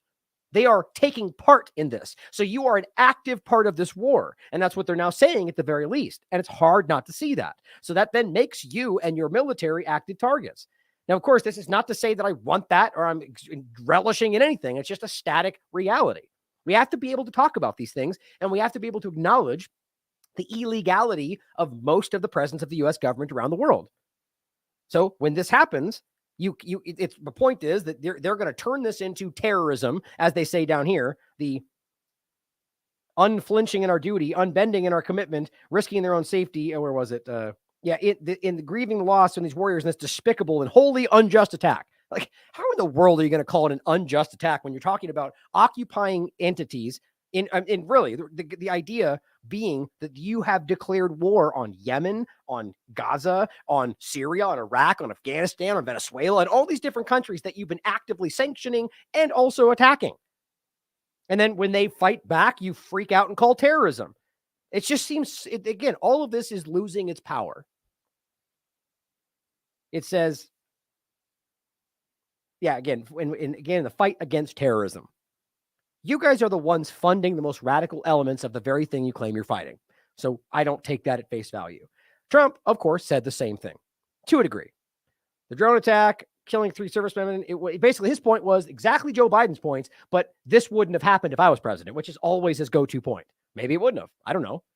I hardly think he would have stopped it. I think Trump would have been doing the same thing. He would have been lockstep with Israel just like he was before. And that means they would have done the same thing because the presence would have already been there because Trump would have been doing the same foreign policy things. Either way, what does it show you? Apparently, from no matter what side of the two-party illusion, we go to war or they push it forward, which, by the way, anybody paying attention already knows because war is the one thing they all can get behind. Now, before we get into the UNRWA discussion and back to a point of foreign policy to a degree, I wanted to talk about this really quickly. And again, talking about the artificial intelligence overlap, I found this very interesting. And I didn't want this to slip away because I know if I put it aside, it probably won't end up getting talked about. I actually forget off the top of my head who sent this to me, and I apologize for that because it's really interesting. Thank you for who sent it. This is from 5 days ago. Fox 26 in Houston, Texas, interestingly enough. Grandfather suing Sunglass Hut. Macy's following arrest. Weird title that doesn't even begin to get into what actually happened. So check this out. This person was arrested in a different state because he went to the DMV and an artificial intelligence somewhere else told him that was the guy. So they arrested him in prison. He was beat up and raped. And it turns out he wasn't even the guy. And he's been released. So now they're suing. But if we can't recognize how alarming that is, that you can be put in prison with the consequences that come along with that. And on a quick side note, frankly, I think they maintain that kind of terrifying prison idea because it's a tool to coerce you, right? You go against the government, we'll find a way to put you in there and you'll get raped. Like, I think that's a part of why that's maintained. You realize that they could make that not happen, like to a degree. But if you, like, I've known people who are prison guards. I know people that are inside who know the dynamic, and it is horrifying. The kind of things that are allowed, the prison guards involved with allowing and trafficking themselves. Like, if they really wanted to crack down on that, they could. But it keeps, that there's a financial element to it, but also that I really think it's about keeping you scared of not just being your freedom being removed, but what will happen in the process. But the fact that this could be artificial intelligence and they would blindly follow that, knowing there's a level of discrepancy there, put this guy in prison for it. This is your future if we don't stop where this is going. Father is suing the parent companies of Macy's and Sunglass Hut after he was wrongfully accused and arrested for robbery in Harris County in 2022. But that's just where the story begins. Fox 26's Anthony Antoine spoke with the victim's lawyer. He joins us now with those details. Anthony. Well, faulty facial recognition software is at the heart of this case. 61-year-old Harvey Eugene Murphy Jr., a grandfather, was taken to jail because the technology pinned him as the primary suspect for that robbery. But according to the lawsuit, he was taken to jail, and in a matter of hours, he was beaten, raped, and then released. And now, years later, he's suing. On January 22nd, 2022, this sunglass hut on West Gray in Houston was robbed by two armed men. The employees inside were threatened at gunpoint and taken to the back of the store while the suspects stole money and several pairs of glasses. Sunglass Hut may not have access to facial recognition software, and so the documents show that they took the video to Macy's, who then used his features to determine that he was the one that had robbed the Macy's before and identified him as Mr. Murphy and told Sunglass Hut. Daniel Duco, the lawyer for 61-year-old Harvey Eugene Murphy Jr., who is from Houston, says his client was in California at the time of the crime. Murphy Jr. eventually moved back to Texas for work in October of 2023. And he goes to the DMV to get his driver's license renewed. And the police officer comes from around the counter and puts handcuffs on him and arrests him. And that was the... Think about how terrifying that is, right? You're accused. You're like, our AI knows you're a guy. And you're like, that's not me. It doesn't matter. We know. And they arrest you. And of course, what happens in prison, that's horrible. But the idea like the fact that Sunglass Hut takes it to Macy's and is like, use your technology. Like I argue they don't even really understand what they're doing. And ultimately, like that Macy's AI recognition, we're going to believe what they're talking about. It just seems so alarming to me. And that this is just the beginning of this. Imagine we get to a point to where you're not allowed to push back against what the AI knows better about. Beginning of a life-changing ordeal. Murphy was taken to jail for multiple felony warrants for the robbery at the Sunglass Hut. Court documents suggest the store employee was also prepped by the company and identified Murphy as the robber. Wow, think about that. So now either in an interest of trying to hide that you're wrong or just to not have to go through whatever else comes after it turns out that you're wrong, that you are basically coached to say it was him, even though you can prove that it's not. That happens all the time. It's happening all over the place in Israel right now. All sorts of IDF are lying about all sorts of things because they're being put to it. The point is, authority lies. That's something we need to understand. Facial recognition playing a key role in his arrest. Murphy gave officers his alibi. It checked out, and he was told he would be released. While he was being held in jail, he was going to use the restroom. He was beaten, sexually assaulted, raped. Because of the nature of the alleged crime, lawyers say Murphy Jr. was put alongside violent criminals. 3 men followed him to the bathroom and raped him. What, because he stole sunglasses, allegedly? Really? And this is a detention center. This isn't even like a full prison. And that's allowed to happen? My God, that's crazy. With a shank pressed against his neck, he was released and the case was dismissed. He is now suing the parent company of Sunglass Hut and Macy's for using the facial recognition software that led to his false imprisonment. The dangers of using this technology is also outlined in court documents. I know for a fact that studies have showed that African Americans have a high rate of false positives based on facial recognition software. Whitney and I talked about this, and it's way higher than they tell you. Like the reality being the false positives of this is ridiculous, and yet they still utilize it. Whitney's talked about that many times. I also know comparing people who are older with pictures of other people when younger. So age gaps have a very high rate, up to 90% of false positives. According to his lawyer, Murphy has long-standing physical and psychological injuries, and he is now coming forward to raise awareness and hopefully prevent this from happening to someone else. My God, that's just so terrifying. Now, interestingly enough, yesterday, guess what happened? You probably saw this because apparently Taylor Swift just like overtakes anything media related when her name is everywhere. Fake explicit Taylor Swift images. Who didn't see this coming? My point is, how in the world has this not happened yet? So these are AI created fake sexual images of Taylor Swift. Now, to a degree, we've seen stuff like that in the past, but this is a huge person. Now it's in the conversation because it's Taylor Swift. And guess what? Quote, the White House is alarmed. Why are you suddenly alarmed?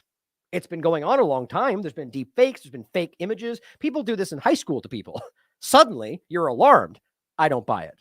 I think this is yet again a worship.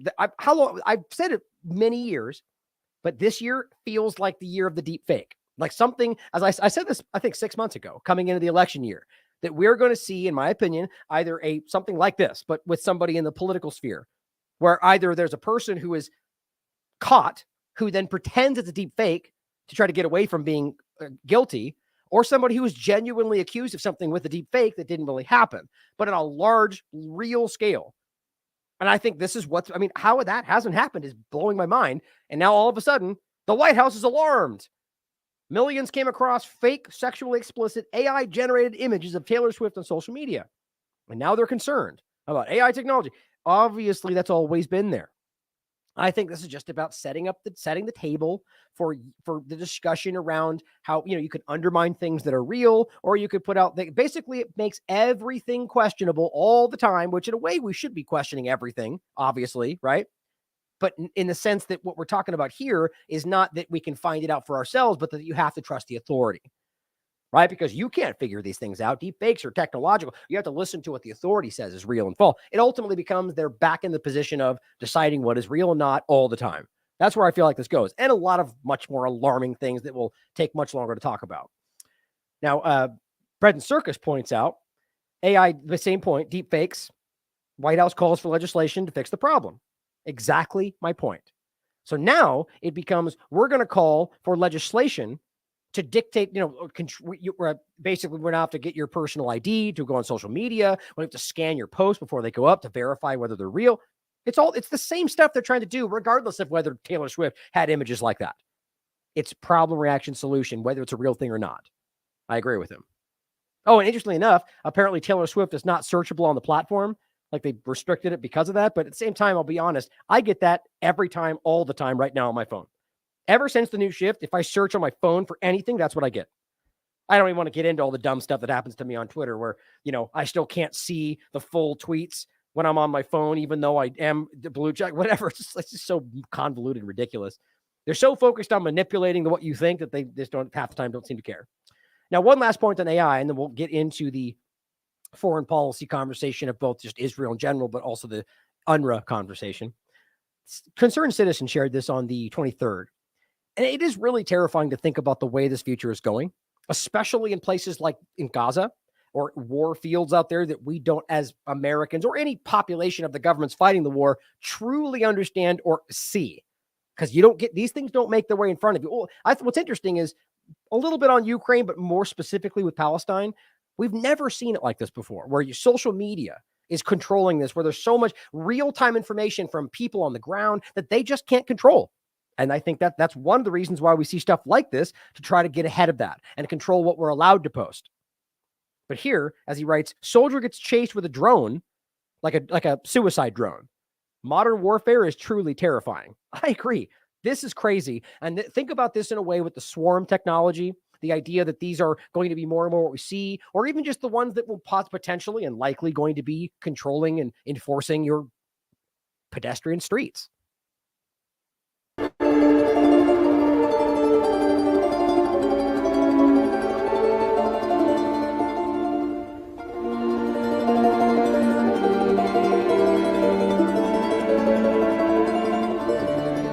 That's terrifying.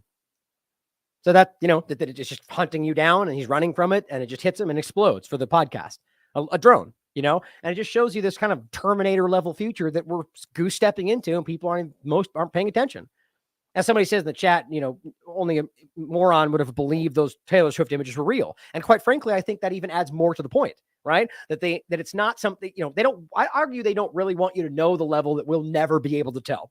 That they could make videos and images of real-time stuff that you'll just never be able to tell. I argue before that they've altered historical videos and things that we, slightly change certain facts or omit certain characters. How would we ever know? It's very Orwellian, and I think we've been there for a long time. So it's really about creating the Taylor Swift problem to just justify what they're going to do next, but using things like, that are very clear to see. Now, going past the AI conversation, let's talk about Israel. Specifically, a couple things, the ICJ, the rulings past that, and largely the accusation that the Palestinian Refugee Agency is Hamas, which in my opinion has been verifiably shown to be an operation. But that doesn't always necessarily mean that there's not some level of truth to it. We'll get into all that. I'll give you my opinion as well. Here's what Caitlin Johnstone said. This was today. I often really like her take from a large, kind of high elevation discussion. And this is something that is meant to be contentious.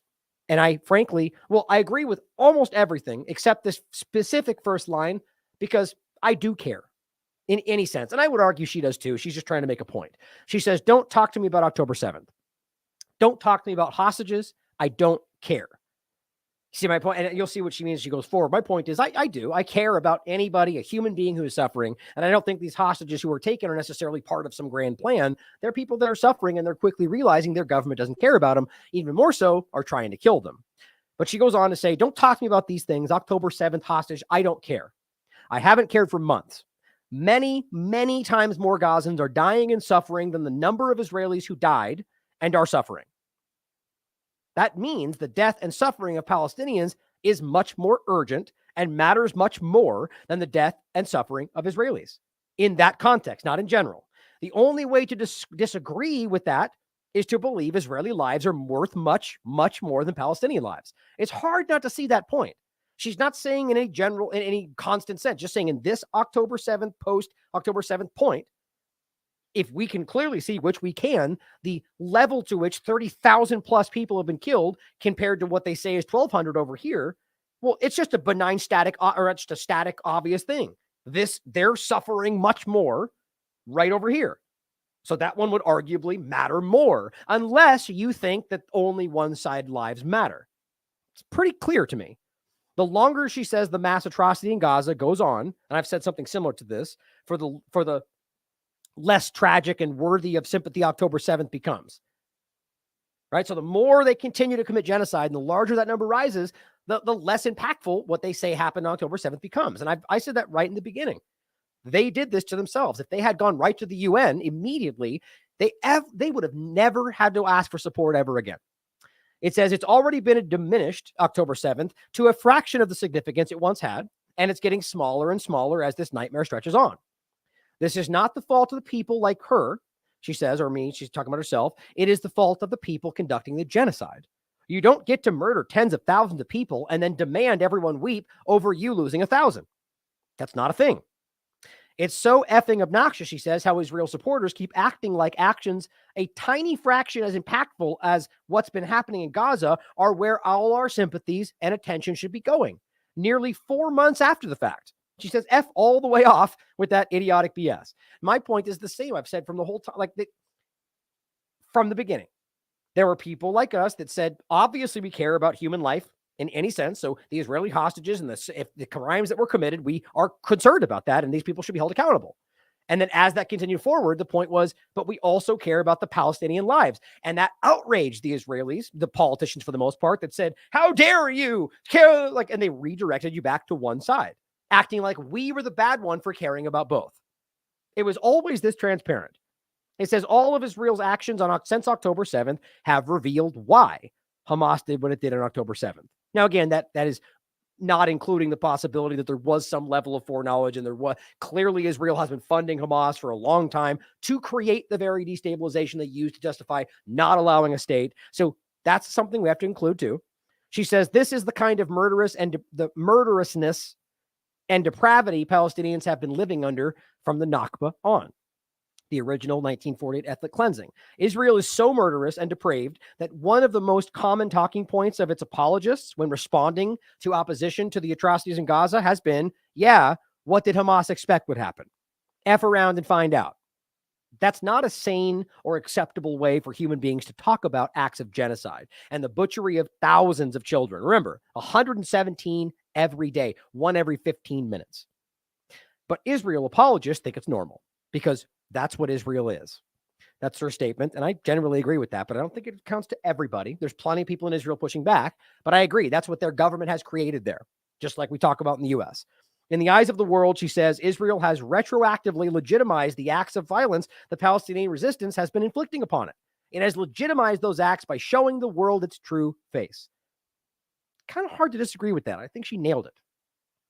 Now, Robert put up a great article today. Will the ICJ ruling against Israel be a win for Gaza? There's a lot of great points in there about where this can go. It's, reading to the future. Make sure you read it. Did a great job. So speaking of the ICJ, let's not forget, I played the video for you yesterday. It's in the show notes from yesterday's show of Hamas basically saying, look, we will abide by whatever the ICJ does. We will abide by a ceasefire, assuming the other party does too. The complete opposite of what Israel's saying. Now, of course, you could argue they're lying, but It seemed everything we've been seeing so far seems to suggest the opposite. But again, the same point I make about Russia often, it doesn't have to mean that they are this entity that's doing the right thing. That's by action, in some cases, what it seems they're trying to put forward, but it could just be that they recognize playing that role is winning the public opinion battle. Now, I'm not sure where I stand in that because I know there's such a convoluted dynamic with Hamas. The funding from Israel, the fact that there's a U.S. aspect to this, or the fact that their leadership is elsewhere. And, it's hard to see what's ultimately happening and what's changed, if it's now only fighting for the resistance or if there's still a remnants of people that are working on the behalf of Israel. So it's all convoluted. But my point, nonetheless, is that the actions they're taking, you have to acknowledge, are releasing people that have not been harmed, feeding them, keeping them, giving them medical care. But again, they did kidnap civilians and they did kill civilians. Those are crimes beyond question. And no matter what ultimately happens, they should be held accountable for that. But he says, interesting, top Hamas leaders declare Hamas stands ready to appear before the International Criminal Court and bear the burden of any judicial finding against it or its members after a full and fair trial. Is Israel? It says Israel rejected the ICC probe, calling it anti-Semitic. He says there's a simple way to establish what did or did not happen on October 7th, a trial. Is Israel willing to proceed from rhetoric to evidence and to pursue justice in such a proceeding and bear the consequences, whatever they may be? We are. That's what he said. I kind of find that really hard not to see as an obvious example that at the very least, whether you think they're a terrorist organization or not, that we have proven to a large degree that what Israel said happened on that day are a bunch of lies. Not all of it, but most of it, I can tell. That very well may be that they are calling for a court to seal this because they know the evidence backs what they did. It's very interesting. Israel's not going to abide by that. Of course, no matter what happens, they'll just say the court's anti-Semitic and that's why they ruled this way, which is just it's not holding water anymore. So I find that really important that Hamas is basically calling their bluff and saying, we'll stand before the court. Let's bring it all to the table. All you're going to show is your propaganda videos and your suggestive allegations and your forceful narratives that to this very day have been shown to be lies in many cases, where other journalists like Owen Jones from The Guardian have come out of those special rooms and said that didn't prove anything. They're lying. The question is Hamas genuine in what they're saying here, or is this a very well-placed tactic? Either way, I think it exposes Israel. Here's Mossad. By the way, again, Mossad just recently posted in support of the people blocking aid, which, by the way, I think it's 5 days in a row now, Israelis individually have been blocking, which means somebody's letting them in there, by the way, which means their own Israeli government is letting them, which, again, is proven by Mossad going, good job, guys, keep it up. And then they speak up and say, we're not blocking aid, you're crazy. But here's Mossad saying Prime Minister Netanyahu attacks the International Court of Justice in The Hague, the World Court. Quote, our fighters found Hitler's book in the homes. They're getting desperate and more desperate by the day. Now, look, he's holding a book that was not the same book that was being held by Herzog, the president, even though they're referencing the same story. So is that just a prop like Netanyahu is known for doing? Or is it a lot? I mean, the point was how absurd it was to argue that you're going to go through these homes and you're going to find a Mein Kampf book on a desk that's, it's just so ridiculous to me. Certainly possible. But on top of that, what did they actually say? They said this was Hamas that had this, not the people of Palestine. But now it's shifted to some broad sentiment about how they're just all bad guys there. It says South Africa came to The Hague in the name of the new Nazis.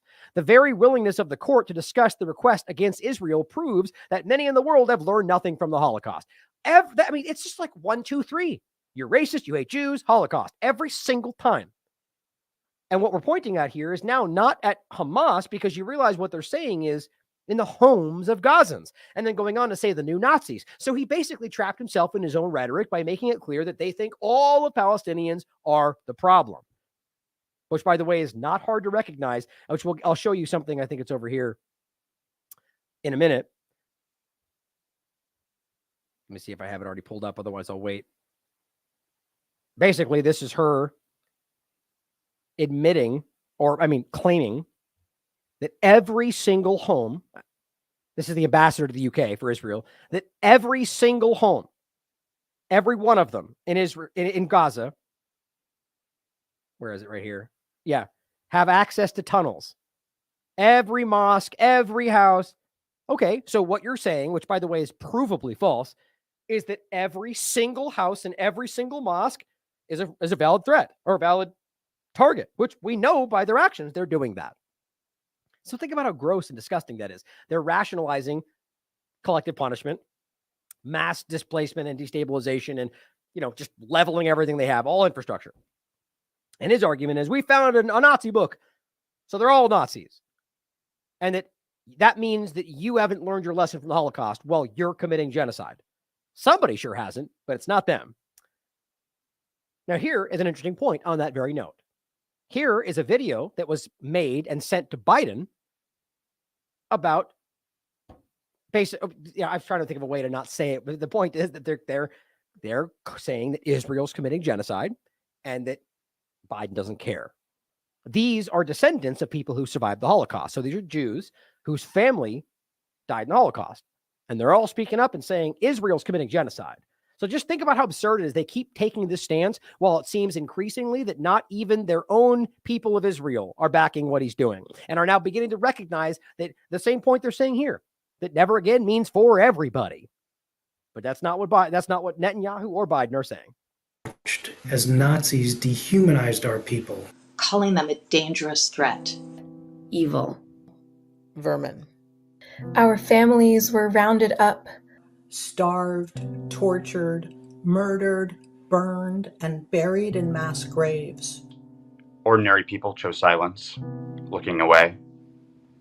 We understand that the world allowed these horrors to take place, and that we must act to ensure that this can never happen again. To anyone.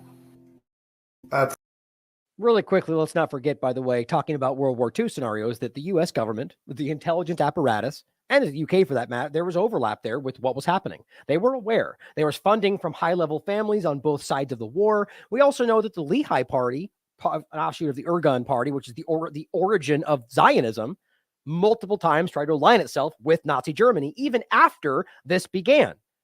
As Zionists, claiming they were trying to make a state for the Jews while they're supporting and trying to align themselves with a person who was literally murdering Jews.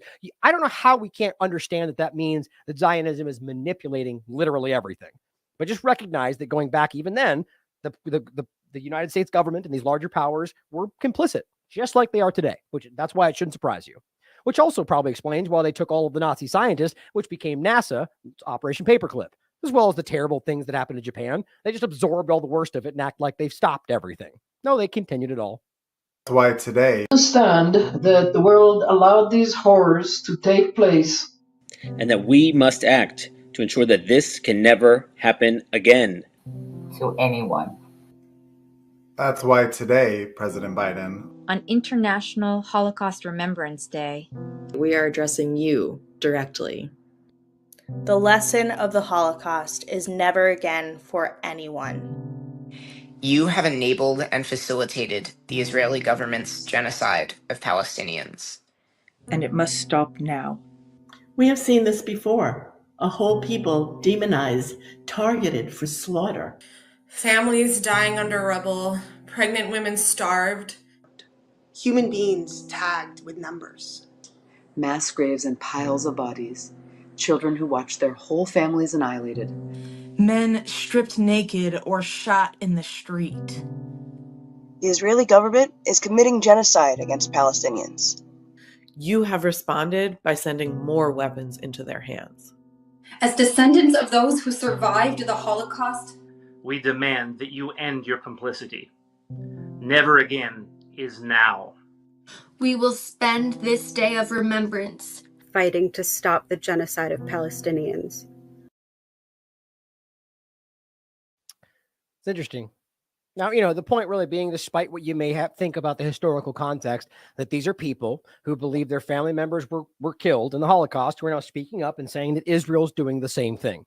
That has to have some power for certain people out there. Now, on top of that, realizing that it seems if there's literally any support other than rabid Zionists in the world for what Israel's doing, I quite frankly see it diminishing on a day-by-day scale. Here's what I think most of it's coming from. Here, this is Solomon Ahmad saying Israelis are using apps to create automated responses against real Palestinian posters on platforms. Here's the actual post. Growing number of apps help automate pro-Israel activism. And of course, they frame it as citizen-led propaganda. It's hardly citizen-led when they're being told what to say. It's clearly something else, which I don't need to even explain it. This is from, of course, Taylor Lorenz, January 25th.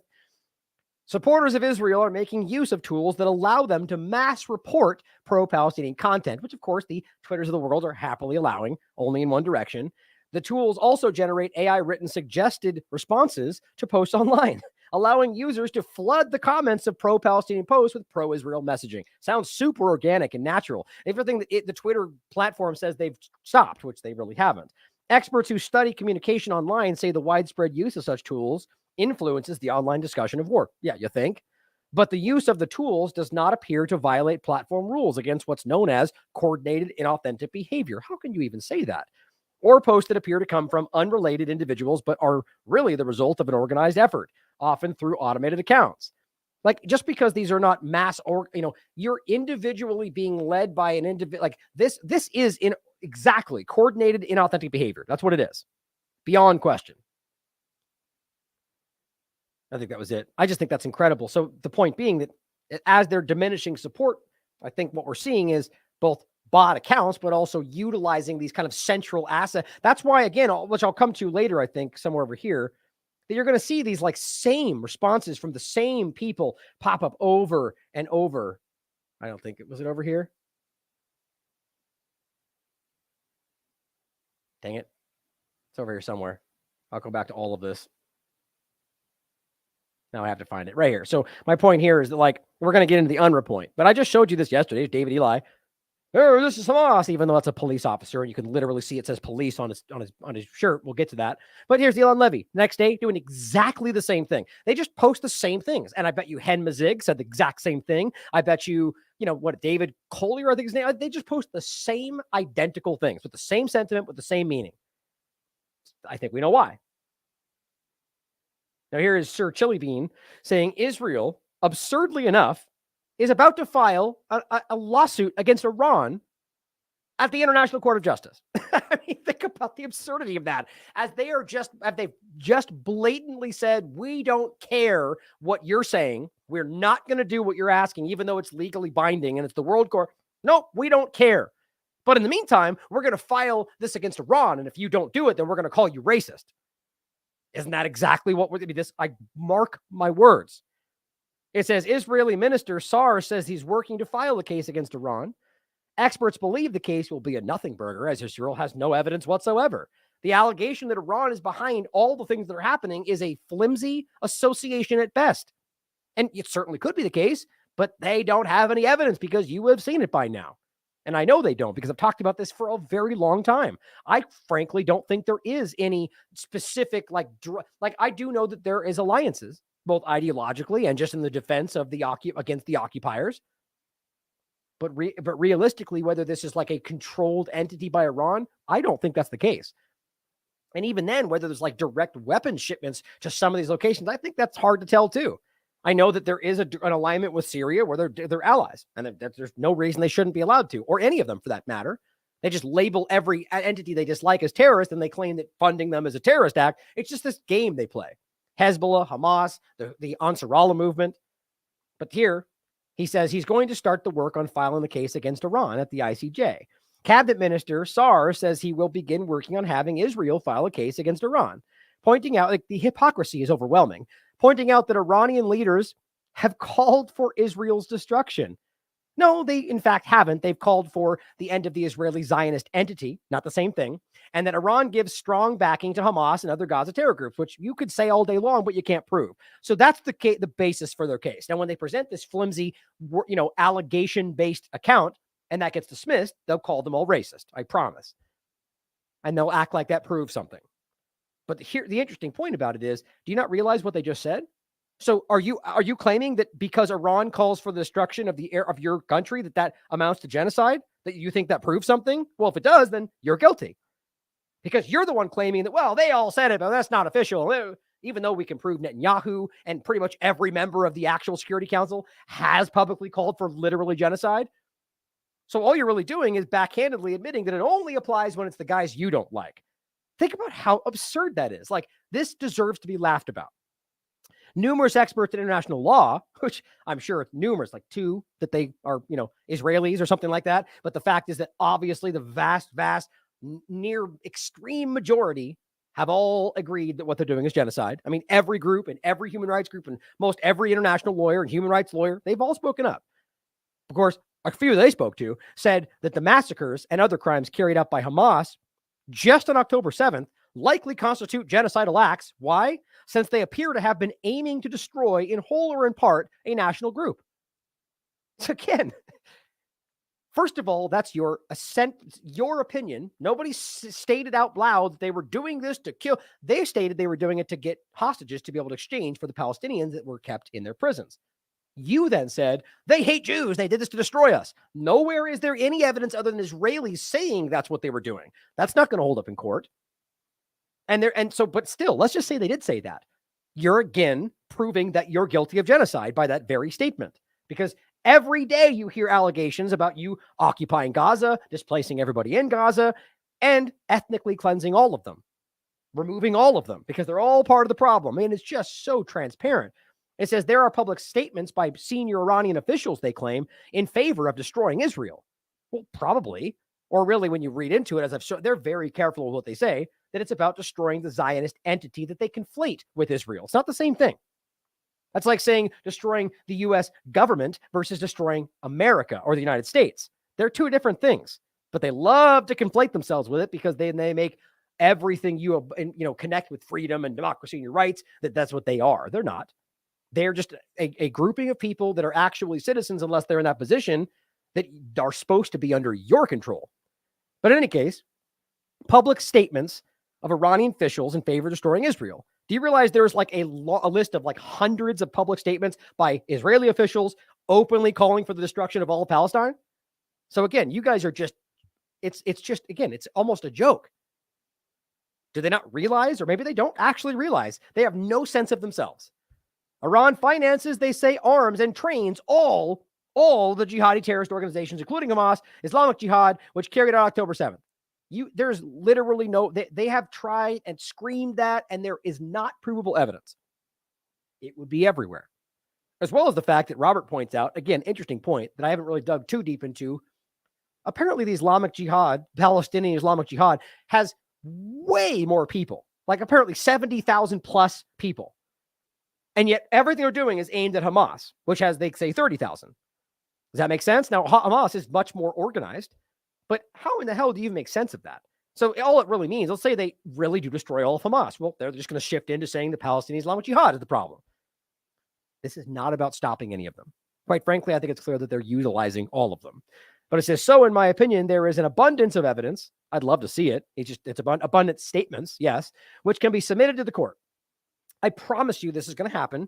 And then what they're going to do is say, once it's flatly dismissed because they don't have evidence other than insinuation, they're going to accuse the court of being biased. And all the Zionist supporters are going to go, see, we do it. They're racist. And it's all about the game. It's so obvious to me. Now, Scott Horton includes this. Where are we at on time? Almost 2 hours. In 2010, Israeli channel 10 News revealed then ex-Prime Minister Netanyahu was caught on candid camera in 2001 explaining how he, and this is basically saying that, he sexually assaulted Bill Clinton right in the face, like effed him right in the face is the point, figuratively speaking, he says, destroyed Oslo and setting Israel on its path to the current catastrophe. Now, this is, you can watch it. This is a very public video. Everybody's, who cares to look at it. This has been discussed. It's been validated. This is real. It's in Hebrew with Hebrew subtitles. Let me read you what it says. And we've already talked about this, in fact. Now, the point to understand is the Oslo Accords, as I mentioned, I think we referenced when Dave Smith talked about this. It's on the record, guys, that they knowingly tried to put so many poison pills into these agreements that they knew they wouldn't accept it and then blamed them for not accepting it. It says, this is Netanyahu speaking, the Arabs now are preparing for a campaign of terror, and they think that this will break us. The main thing is, first and foremost, to hit them hard. Not just one hit, but many painful so that the price will be unbearable. That's collective punishment right there. The price is not unbearable now. A total assault on the Palestinian Authority to bring them to a state of panic that everything is collapsing, fear that everything will collapse. That is what will bring them to. This woman interrupts and goes, but wait a minute. At that point, the whole world will say, what are you guys, occupiers? meaning that they know that they are and they don't want that to be the point. Netanyahu says the world will say nothing. The world will say that we are defending ourselves. It's just so transparent, guys. This is like him laughing about how stupid the international community is. And really, I don't think it's about stupidity. I think it's about political manipulation. But the woman says, aren't you afraid of the world, Bibi? He says, no, especially now with America. I know what America is. America's a thing that can be easily moved in the right direction. They will not bother us. They'll suppose that they will say something, so they say it. So what? 80% of Americans support us. It's absurd. That's his word. Those are his words. We have such support there, and we say, what shall we do with this support? He goes, look, the other administration, Clinton, was pro-Palestinian in an extreme way. I was not afraid to maneuver there. I did not fear confrontation with Clinton. I was not afraid to clash with the UN. As it is, I am paying the price in the international arena, so I might as well receive something of equal value in exchange. First of all, Oslo is a system or package of things. What were the Oslo Accords?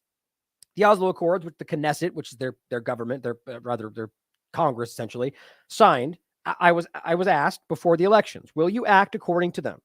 And I answered yes, subject to the reciprocity and limiting the withdrawals. Point was no, obviously. But how do you limit the withdrawals? I interpret the accords in such a way that will enable me to stop this rush towards 67 borders, which is the point he agreed to. The point is that some kind of a two-state solution. So he says, so how do we do it? No one said what defined military sites. Defined military sites, I said, were security zones. As far as I'm concerned, the Jordan Valley is defined military site. So he's just manipulating everything. How can you tell? But then the question came up of just who would define what defined military sites were. I received a letter to me and to Arafat at the time, that was the Palestinian Authority representative, at the same time, which said that Israel and only Israel would be the one to define what those are, the location of those military sites and their size. Now, they did not want to give me the letter, so I did not give the Hebron agreement. I stopped the government meeting. I said, I'm not signing. Only when the letter came in the course of the meeting to me and to Arafat, only then did I sign the Hebron agreement. Or rather ratify it, and I'd already been signed. Why does this matter? Because at the moment, I actually stopped the Oslo Accord. Not what you'd hear publicly. Woman interrupts and says, and despite that, one of our own people, who knew it was a swindle and that we were going to commit suicide with the Oslo Accord, gives them, for example, Hebron. I never understood that.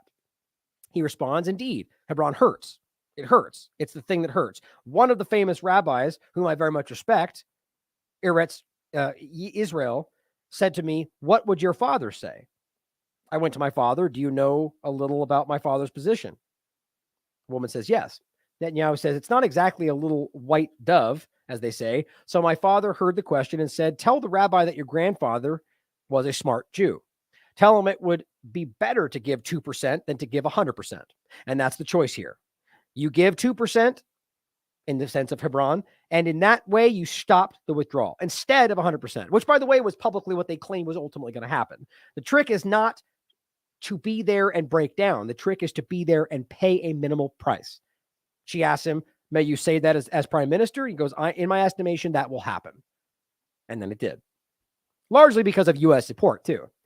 The point is on the record, knowingly making sure that the thing you pretended you were fighting for didn't happen. And that included funding Hamas to make sure that didn't happen. Now here is, I'm blanking on his name all of a sudden, Gideon Levy. By the way, this little note down here just basically makes the point that they feel that this was edited in a way that made it seem as if he believed what he's saying, which you guys can decide for yourself. The point is he's very critical of Israel. What he's saying in this video is not to say that he believes that, but that this is part of the problem, just so that's clear. And that's all they're saying down here, is it was edited in a way that made it seem like he was proudly saying it when he's not. It's weird. It's personal opinion, but this is important because he is an Israeli and he's publicly, and has been for a long time, he writes for Haaretz as well, speaking about the fact that this is a problem. Now, if anybody else says this as an American, well, you're a racist and you hate Jews. But the point is, it's accurate. And this is what the reality becomes. And we've seen this played out, and people are finally pushing back on it. We are the chosen people. Who are you to tell us what to do? Who are you? Who is the international community to tell Israel what to do? International law? Who? Wonderful thing. It doesn't apply on us. It applies on any other place on earth, not on Israel. because we are the chosen people. Don't you understand it? The second very deep-rooted value is obviously the value of we, the victims, not only the biggest victims, but the only victims around. I know many occupations which were longer than Israeli occupation, than the Israeli occupation. Some were even more brutal, even though it's getting harder and harder to be more brutal than the Israeli occupation. I don't recall one occupation in which the occupier present himself as the victim. Not only the victim, the only victim. If to phrase here, if to quote here the late Golda Meir, whom I quoted also last time, I know, but it is so unforgettable I have to use it again. She once said that we will never forgive the Arabs for forcing us to kill their children. My God. We are the victims. We are forced to kill their children. Poor us. And as the victim and the only victim in history, again, it enables us the rights to do whatever we want, and nobody is going to tell us what to do, because we are the only victims. To this, there is a third very deep-rooted value, and this is the very deep belief, again, everyone will deny it, but if you scratch under the skin of almost every Israeli, you'll find it there. The Palestinians are not equal human beings like us. They are not like us. They don't love their children like us. They don't love life like us. They were born to kill. They are cruel. They are sadists. They have no values, no manners. Look how they kill us. This is very, very deep-rooted in Israeli society, and maybe that's the key issue. Because as long as this continues, nothing will move. As long as most of the Israelis don't perceive the Palestinians as equal human beings, we are so much better than them. We are so much developed than them. And we are so much human than them. As long as this is the case, all our dreams, and we have some dreams, and I'll get to them, all our dreams will never become true as long as this core issue will not change. Pretty obvious. I just think I'm just happy that people are finally finding the courage to point these things out. Not out of some racist ambition or hatred for anybody, but simply because they're obviously true. Now, in this sense, this part, we're going to talk about the UNRWA, United Nations Palestinian Refugee Agency, and how this is being manipulated. At the time when obviously this is one of the last refuges for the people that are still being genocided right now in front of us. Arnaud Bertrand writes, whatever your position is in all of this, just take a moment to reflect on just how dark this is. Just hours after the International Court of Justice concluded that Israel was plausibly committing genocide and ordered it to dramatically step up humanitarian efforts, bringing in more food, more support, more medical treatment, 7 Western countries decided to sanction, not Israel, but the Palestinians and the United Nations. Unreal. You could frame this as being about some flimsy investigation that stems from coerced testimony from people that they had interrogated within their prisons, which I'll show you yet again today, which is the case. Hold on, I was just thinking about.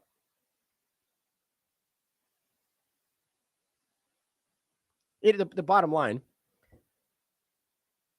We have to, it's so unreal that we're talking about people that have been coerced into giving testimony about how this is happening under the guise that it's because of some terrorist action or because they're doing bad things, when obviously this is a immediate response to take action against the people who are standing up in regard to what the ICJ is doing. You are sanctioning and attacking the group that is provably genocides being committed against, under the guise that it's about this other investigation based on allegations that even still the U.S. government said we'll reach out to Israel to find out so they haven't even seen this stuff. They're taking it on the word of Israel and removing funding from this group. And yet there's an endless ongoing body of evidence, of documentation, of videos, of testimony, of human rights groups' investigations showing what they're doing of crimes, and the U.S. government's going, well, we don't know. We'll have to wait until we figure it out and do more investigations. But you're sure as hell willing to shut down the necessary needs of the people who are being committed genocide against because of an allegation of the group doing the genocide. If you ever needed a better example of the U.S. government is complicit and taking part in this genocide, it's right here. They cut funding for the United Nations Palestinian Refugee Agency, otherwise known as UNRWA. which is the UN agency tasked with humanitarian assistance to Palestinians. Their schooling, their food, I mean, it's everything. And therefore, their main lifeline. Even if you were the world's worst cynic, you'd still have a hard time expecting such sheer level of cruelty and deprivation. This is absolutely unfathomable. They did so with the cheapest possible excuse, effectively using Israel's narrative that UNRWA is Hamas. Simple as that. How ridiculous. The allegations by Israel that some UNRWA staff were involved in October 7th attack. But one, Israel has been making these accusations for months. So the timing of cutting funding right after this ruling is obviously not a coincidence. And number two, UNRWA has announced almost immediately the termination of the contracts of these people out of 30,000 strong workforce and launched an investigation. And again, they made it very public. They said this is just an abundance of caution. We're going to remove these and we're going to investigate. But that's not an admission that they are what you say they are. And they say so obviously doesn't condone this. If it's the allegations were to be proven correct, how can an organization of 30,000 staff be held collectively accountable for the individual actions of 0.04% of its entire workforce? Especially if the current context, when its work is a life or death matter for millions of people. I mean, guys, it's just unreal. So this is a direct contradiction. Like at the very least, it's not applied equally. If you're going to take just based on the allegation there's a crime being committed and remove funding from 30,000 strong workforce that is the lifeline for the people who are otherwise being committed, to phrase that wrong, who are the people in Gaza who a genocide is being committed against, who need these people's help under the guise that they are working. I mean, it's just so abstract. One side, you've got evidence that there's genocide being committed that is being disregarded because you just don't know for sure. While on the other side, you're taking an allegation from a group that's been caught lying repeatedly. It shows you truly what these people are. It's an excuse.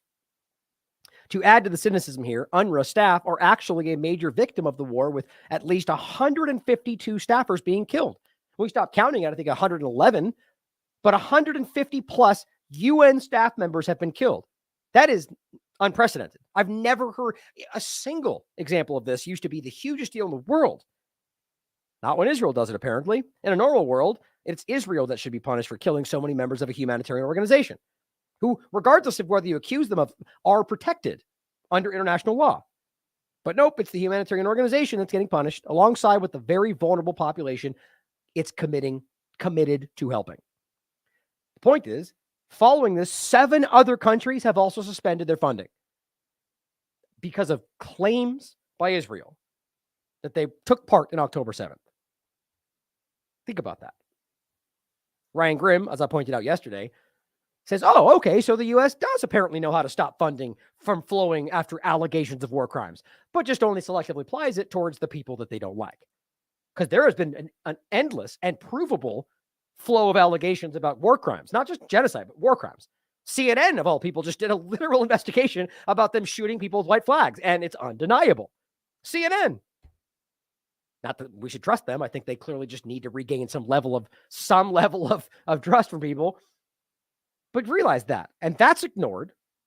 But a floated allegation, and they immediately cut funding. So his point is that they could if they wanted to. Whether that's because of some kind of blackmail or just that they want to commit genocide, I don't know. But the State Department said immediately the hold based off just the floated allegation. He says the head of UNRWA has said that the contracts with these 12 people have already been ended immediately.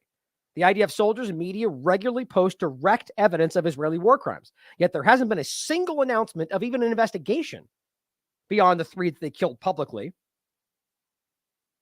And recently there's 2 things. There's 3 that have been killed because they shot them, one of them 15 minutes later after the other 2, after they coaxed him out and shot him twice, or the 3 that were killed because of poison gas.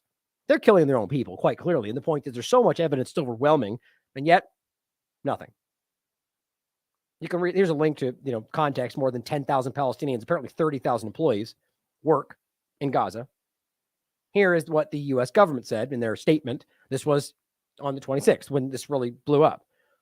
The United States is extremely troubled by the allegations. Imagine pulling funding, millions of it, for an aid agency during what people are calling a genocide because of an allegation by the one committing the genocide. That's unbelievable. That 12 out of 30,000 UNRWA employees have been involved in October 7th. The Department of State has temporarily paused, which I'm sure that will go on longer than temporary, funding for UNRWA, the entire agency, while we review these allegations and the steps the United Nations is taking to address them. Nothing like that's happened to anything going on in Gaza. Isn't that interesting from Israel's side? And the point is, while we review these allegations and the steps the UN is taking, he says UNRWA plays a critical role in providing life-saving assistance to Palestinians. They're even stating that, including essential food, medicine, shelter, and other vital humanitarian support. Their work has saved lives, but we're going to stop all of it until we figure this out. I mean, think about the lip service there. How embarrassing and insulting. Salt in the wound. And this is, by the way, while Israel and the government being a part of it, as you can clearly see, they're letting them through, and Mossad praised them for it, publicly stopping aid from coming through. That's on top of them already doing that anyway.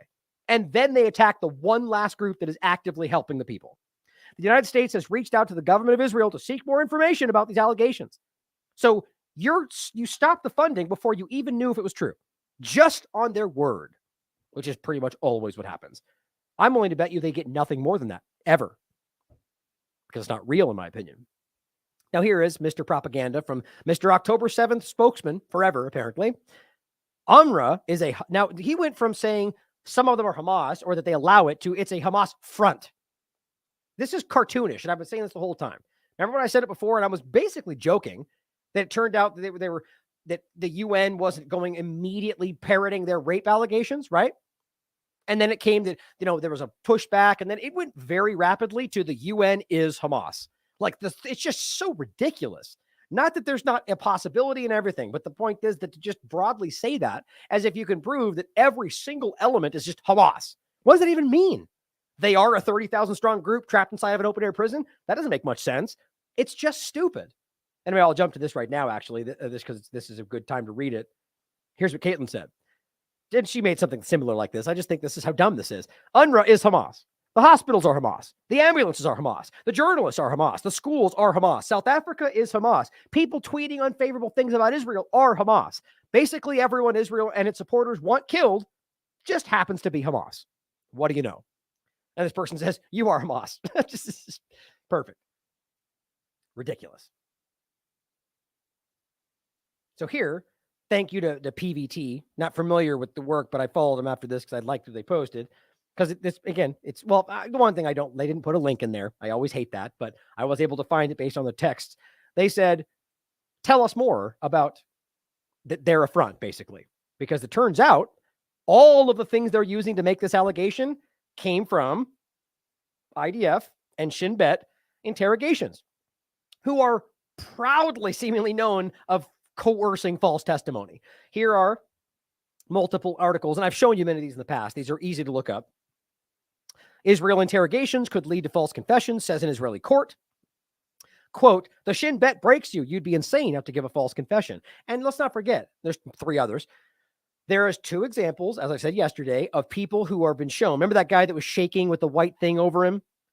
They made claims that were later proven to not actually happen. So you already have a real world example right now, just post October 7th, of them coercing these guys to say things to suit their agenda, which means they know they're lying about this. So here's the article he has underlined. It's right here. UNRWA sacked staffers who allegedly participated in October 7th. Israel is the one that provided this intel about the 12 employees. Shocking. And it says right here, a senior official has told Axios that basically their FBI, Shin Bet, and the IDF provided information that pointed to the participation of them. And it says down here that this was strong and corroborated intelligence. A lot of it came from interrogations of militants who we arrested, many of which nothing to do with Hamas. So these are coerced testimony. At least that's what I think, and the rest of this proves it to me, in my opinion. You can decide for yourself. I hope you do. Here's Quds News Network acknowledging what they're saying, the same thing. Axios reported that a senior Israeli official said that the Shin Bet and their forces got this information based on interrogations of alleged militants kidnapped from Gaza that linked UNRWA staffers with Hamas. Again, a group that their own media reports they force interrogations and get false confessions. Israeli media has previously said that most of the kidnapped by the occupation forces from Gaza are civilians. Their own media said that. While several organizations documented the arrest of journalists, doctors, civilians after publicly accusing them of all being Hamas. Remember that? We've talked about this. And they later released the vast majority of them as not Hamas. And the point was they paraded them around and said, look at all these Hamas members that came out of the tunnel. Remember? They immediately were shown that was a lie. Reports by several human rights organizations, including Human Rights Watch, had previously proven that both Israeli agencies are engaged in a systematic pattern of ill treatment and torture when trying to extract from Palestinians confessions or information about third parties. That is obvious. Now, you would think if they're saying it's provable, if they're saying things like UNRWA is a Hamas front, that they might have some shred of evidence to go along with that. Not just statements that they say they were told in a confession, which is all it is. You'd think they'd have something more than going, look, here's Hamas at a base of UNRWA. Except it's obviously a policeman, because it literally says police on his back. The point is, that's not what Hamas dresses like. And of course, anybody could be Hamas or anybody could be anything, but that's a policeman. It's just so mind-numbingly stupid that these people who know better, they know, would lie about this. And it shows you that if they have to lie about it like this, that they know that there's nothing to back it up. And again, that's not to say, as many have pointed out, that it's possible that the very group that they keep screaming at you is in control of the area, which I don't think is the full picture, might have some overlap. Like my point was, whether it's the hospitals or this location, if Hamas suddenly comes up and is working and whatever you think they're doing, are you suggesting that the UN group is supposed to fight against them or keep them? What are they going to do? It's a open air prison that Israel has funded this group into power and allowed them to be what they are. And you're pretending that they're supposed to just, it's an absurd reality. The possibility that Hamas does in fact overlap with these is certainly possible. But again, I would love to see evidence, proof, let alone evidence evidence, let alone proof about any of that. This is what they're putting forward. And because pathetic propaganda. What does Hamas have to do with it? That's a policeman with a baton. It's obvious. Now, this is where it gets even more interesting. Well, you've seen this already, but when we get into how this is clearly an operation that has been planned and executed, this is just a supporter of Israel saying there was a ceasefire on October 6th. So stupid. There are so many. It's such a willful ignorance, which I know they know that this has been an ongoing occupation, apartheid, genocide for 75 plus years. Just because you claim there was some kind of a ceasefire, are you telling me they weren't still occupying the area? That they weren't still controlling every aspect of their lives? That the IDF wasn't just casually shooting or raping or stealing from anybody they wanted at any point? It's just so ridiculous. But he says, of course, the money, think about this, that UNRWA has lost just in the last 24 hours. This is wild. And think about what this means for what they can do to help people. And given that this was what they were getting, and it was still a Band-Aid on a bullet hole, a fraction of what was needed. The U.S., $343 million. Germany, $202 million. Canada, $23 million, $21 million, $22 million. That's crazy. They revoked this at a time when these people are, whatever you think is happening, are very clearly starving, are very clearly dying at levels we've barely ever seen before, unprecedented when it comes to the size of the location and the time this is happening. And yet they're proudly saying this. Big bad guys, because Israel said. Now, Hamza Yousaf points out, to be clear, the Scottish government has not paused or withdrawn aid. We have previously provided as much as we can and this is the First Minister of Scotland. He says, we have previously provided as much as we can within our financial constraints. We will always seek to do more where we can and urge others to continue to provide it. Good for them. Good for them for standing up when they know they're going to get attacked. Israel's going to call them racist and call them anti-Semitic and whatever else, and all they're doing is supporting people who are being genocided. Sam Husseini just basically cites what Francis Boyle, who is an American international law, human rights lawyer, or international law lawyer, I forget which. Either way, he's a lawyer. States that with states, including the U.S. and the U.K., cutting off funding to UNRWA, that it is, quote, no longer the case of these states just aiding and abetting genocide against Palestinians in violation of the convention, Genocide Convention, Article 3, criminalizing complicity in genocide. He says these states are now also directly, this is what I was saying, violating the Genocide Convention, Article 2, C, by themselves, quote, deliberately inflicting on the group conditions of life calculated to bring about its physical destruction in part or in whole. That is genocide. Make sure you're following Sam. He's doing great work. Now, this is where it gets especially interesting. Now, Zachary Foster, who has a PhD in the history of Palestine, in 2021, Israel, as usual, falsely labeled 6 Palestinian NGOs dedicated to human rights as terrorist organizations after failing to provide any evidence whatsoever to back up the claim. 9 EU states rejected the argument, and they just let it go. Right? If they were actually terrorists, don't you think they would continue to go, hey, you're wrong, you're going to get hurt? No, they just they threw it at the wall, didn't stick, they moved on because it's a lie. But now we're supposed to believe their claim about UNRWA with no evidence? This is what they do. Here is just before this. This was, I believe, January 4th. Sam says Israel is not, quote, responding with vengeance to October 7th. It is carrying out a systematic genocidal program using whatever pretext it can get away with. I agree. Middle East Eye points this out. This is a, who was it? Noga Arbel, the former Israeli official, saying it will be impossible to win the war if we do not destroy UNRWA. Not because they're terrorists, but because they're supporting the people they're trying to destroy. And this destruction must begin immediately, they say. This, by the way, was before the UNRWA is Hamas narrative started flowing. A former Israeli official called for the destruction of UNRWA during the discussion of an Israeli parliament discussion here. Watch for yourself. It's in Hebrew, but there's the subtitles. So clearly, this was not, I mean, I saw Abby Martin just tweet about this. You can't pretend this is about reacting to the evidence when this was already set up that we wanted to get rid of this group before that narrative started getting spun based on the statements of Israeli officials who have been caught lying repeatedly. Now, Khaleesi posted this out. This was Katie Halper talking to Craig Mokeber, that the reality is, which by the way shouldn't be that shocking, they've always hated UNRWA. It has nothing to do with Hamas. Craig Mokeber, ex-United Nations human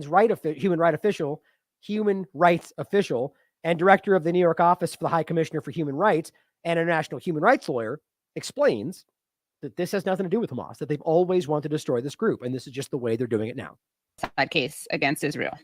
Yeah, I don't think it's a coincidence at all. And I mean, a couple of things I'll say about that. One is that Israel has always hated UNRWA because UNRWA represents a lifeline that prevents them from totally destroying civilian life in Gaza. If it weren't for UNRWA, because of the caged reality of Palestinians, the permanent refugee status of Palestinians in Palestine, Palestinians wouldn't have the healthcare and the education and the housing and the humanitarian assistance and other things that they need. And so that's a threat to Israel's ethno-nationalist plan for the occupied territories. And so they have for years worked to try to attack and discredit, and they've made false charges for years. Now, in this case, I don't know if any of these, there are thousands of UNRWA employees in Gaza because it's the main employer in Gaza. And it includes people who are teachers and doctors and engineers and janitors and drivers and all sorts of people among those. Right. So see, based on that point alone, it's not trying to give anybody the benefit of the doubt. This is just pointing out one of the obvious possibilities. Which, do you know how it's just as likely that how would they know? Like somebody, I'm sure they definitely vet people. You can look up the process, or they say they do. But the point is that it's easy for somebody to hide their connections to get a job.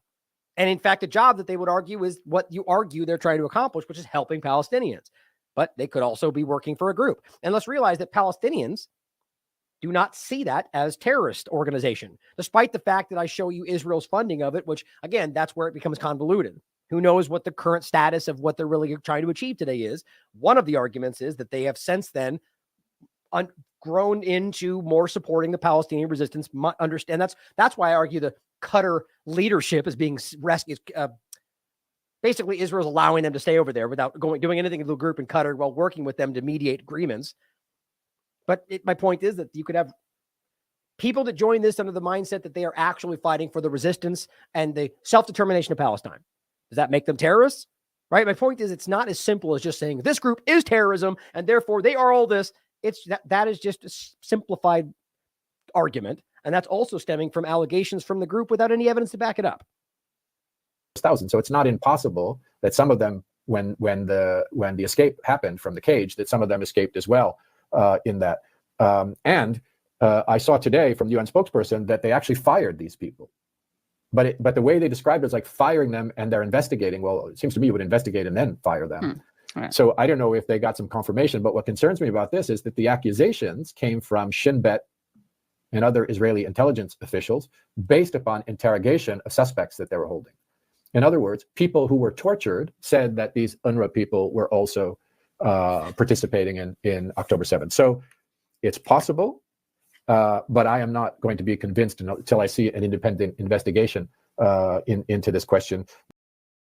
And I completely agree with that. Now, here's Mohammed Shihada pointing out Israel's government has literally revealing their 3-stage plan to destroy UNRWA for weeks, like a James Bond supervillain. The U.S. et al. Knows this. Right? I mean, it's ridiculous. Here, he writes out, stage 1, smear UNRWA. Stage 2, reduce its operations in Gaza. Stage 3, replace it completely to destroy Palestinians' right of return. Israel hoping to push UNRWA out of Gaza post-war. Like, it's so on the surface.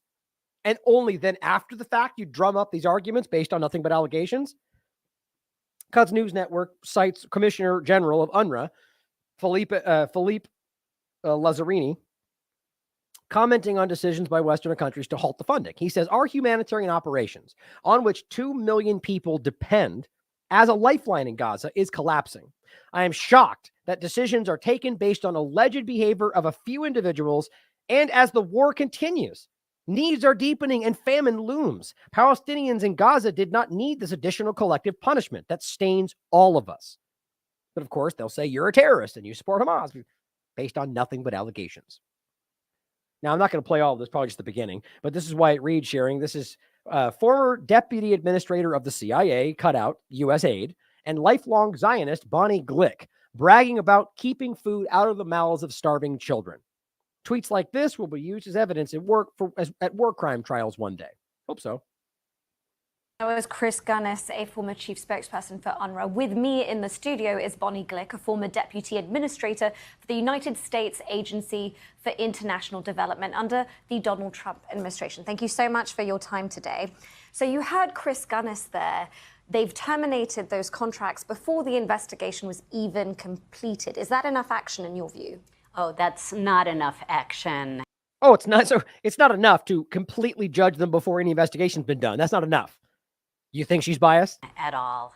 UNRWA, as Chris said, has as its mandate, and as you laid out, education, hospitals, and health care. But what has been uncovered through the last 113 days since October 7th is a vast system of tunnels that Hamas has built. What? You realize these are coming from recent allegations that we just talked about that they floated with no evidence, and she's just conflating that with making it sound like there's been a 117-day investigation that talks about the tunnels, which have no provable connection to any UNRWA discussion. But this is why people in the United States are swayed, because they think this person knows what they're talking about, and really she's just, in my opinion, being driven by Zionist talking points. Using assistance dollars that have come from donors, including through UNRWA. There's no evidence to that. That's an allegation. And you can prove, by the way, that money that comes through that's supposed to go to Palestinians ends up in the hands of these Qatar leadership because of Israel. To build this hundreds and hundreds of miles long tunnel system that they are holding hostages in and that they're using for their command and control. Does deny. How could she possibly know any of that? That's just narrative being spun. And most of that command and control has been embarrassingly shown to be false with their false videos that are even called out by BBC in the Shifa Hospital discussion. Remember that whole command and control? Oops, it was just this weird little room with a TV. Sorry. But there's, or the lies they get caught with moving guns and getting caught bringing in boxes in. They got caught egregiously. But she just toes the line. Oops. Oh, where were we? So now just wanted to show you that here's what UNRWA posted today. As they're being attacked, our team of doctors at UNRWA, nurses and midwives provide care at our health centers, as well as in roaming medical teams in these UNRWA shelters. But due to continued bombardment and access restrictions, kind way to put that's what they're doing, only 4 out of 22 health centers are now operational. That's what they just did. So you took a starving country, near famine, who are already having genocide committed against them. People giving birth in the streets, children getting amputations with no anesthetic. And then you sanction the group who is helping them and then bring it down to 4 out of 22 that were barely even meeting the immediate needs of some people that just need to be like the point was that this many cases, they're just giving them something, whatever they can, and letting them deal with the pain. We have nothing we can do for them. And then you cut it down to 4 of those locations. It makes me sick. It makes me disgusted that this group pretends it represents me, the U.S. government. Now, I don't know about what you think about this. I'm not a fan of supporting. I just don't believe the United Nations is truly on the side of the people. But that doesn't mean that the United Nations Palestinian Refugee Agency might not still be, I do believe that largely these groups are trying to help the Palestinian people. So if you feel that's the case, as Arnaud Bertrand says, seeing as how they just lost $1 billion of multiple countries' funding, if there was ever a time to donate to UNRWA, he says it's now. When 9 countries led by the U.S. have decided to cut their funding in a dystopian retaliation for the ICJ ruling and therefore cut Palestinians' main source of humanitarian assistance. Here's a link if you'd like to. Wyatt Reed points out, just as an update, because he put this on the first, showing you that the number of deaths, right, since 10,000 of civilians killed in Ukraine since the 24th of February 2022 is 10,000. Sanctions on Russia response 16,077. 16,000 sanctions on Russia in response. Think about that. Civilians killed in Gaza at this point, January 1st, 21,000. Sanctions on Israel, 0. Look at this ridiculousness. We've removed all Russian vodka from our shelves because Russia bad guy. This is the kind of action we saw because of what they're claiming were 10,000 deaths. And nothing for Israel. Here he updated today. This is from today, or it was yesterday. Yeah, today. Civilians confirmed killed in Gaza since the 7th have now risen to 26,000. Since still 0 sanctions on Israel, even with an ICJ court, the World Court ruling that that ordered them not to commit acts of genocide, and still 9 countries sanction the main provider of humanitarian aid. Coordinated attacks on these people. Now here, as I said before, the 5th day of Israeli illegal settlers gathering at Karam Abu Salim border crossing to purposely and stated purpose to prevent aid from getting through to these people. As they're shutting down the aid agencies that need this, as they're delaying aid by Israel's sense, they're blocking whatever they're trying to get through anyway. And as I said, illegal Israeli settlers continue to block aid to their hostages as well, guys, as well as Palestinians. Don't forget that. This is the aid that would otherwise be feeding the people that they still have held there. They don't care about that. That's disgusting. For the 5th day in a row. And remember, Mossad just tweeted this and said, good job, guys. This with open support for doing so by the Israeli government. How are they getting in there? But please tell me about Hamas stopping aid again. Remember when Matt Miller tried to feebly make that argument and then was like, well, wait, maybe it was the other way around. They will, even the U.S. government apparatus, the representatives will say whatever. Throw it at the wall, see if it works, move on. They're liars at their core. Now, here's what Israel says yet again. While you were at home with your loved ones, these Israeli women were being held hostage by Hamas, all of which are IDF members, by the way. They don't want you to see that. It's provable. We've done this before. Hidden in a cold and dark tunnel. How do you know that? Many of them told you they were in houses, which you later bombed. They could be your daughters, your sisters. Well, so too. And it says it's been 113 days. I mean, it's just so weird that they keep making this statement while people are going, look, man, that matters. Here is 117 days of 30,000 people you've killed, 117 children every day. Doesn't that matter? They could be your daughters, your sisters, your friends, right? But it's only a one-way outrage. And as I said, they've offered to send them home numerous times. I'll make sure you don't miss that. So from the very beginning, Hamas was offering a full exchange. They kept refusing, and they got that minimal pause. And I argue they were trying to return the dead bodies of the Bibas family, because even the father said they were killed, and they still use their names right now, acting like they're still alive, and they know they're not. And I think that's what made them stop. That's my opinion, but I think it's pretty clear. And then, since then, Hamas has continued to offer full exchange. It's publicly discussed. It's open knowledge. The Zionist manipulators will pretend otherwise. But they've offered. So when you continue to go, they're still taking, you're the one that continues to refuse taking them home. And as I said, you keep refusing in lieu of continuing to bomb the very areas they're in, to bomb them into freedom somehow. That's if you're not shooting them dead in the streets as they surrender or killing them with poison gas. That's what I was just referencing. They were literally holding signs that said SOS, and they were saying things in Hebrew, and they shot them down. Then the one that ran away, they were coaxing out, and he was going, "Don't shoot me. I'm an Israeli." And 2 of them shot him anyway. How do you take that? That's their reporting, by the way. Haaretz reported that. How do you take that as anything other than deliberate attacks on their own people? And the mother of one of these people is what got the story attention, saying, "You lied about his death. You gassed him. The toxicology, the report that we got showed that he died of gas, and you didn't say that." Now they're calling to investigate. These are 3 of their own people. It's kind of hard not to see who's killing all the hostages.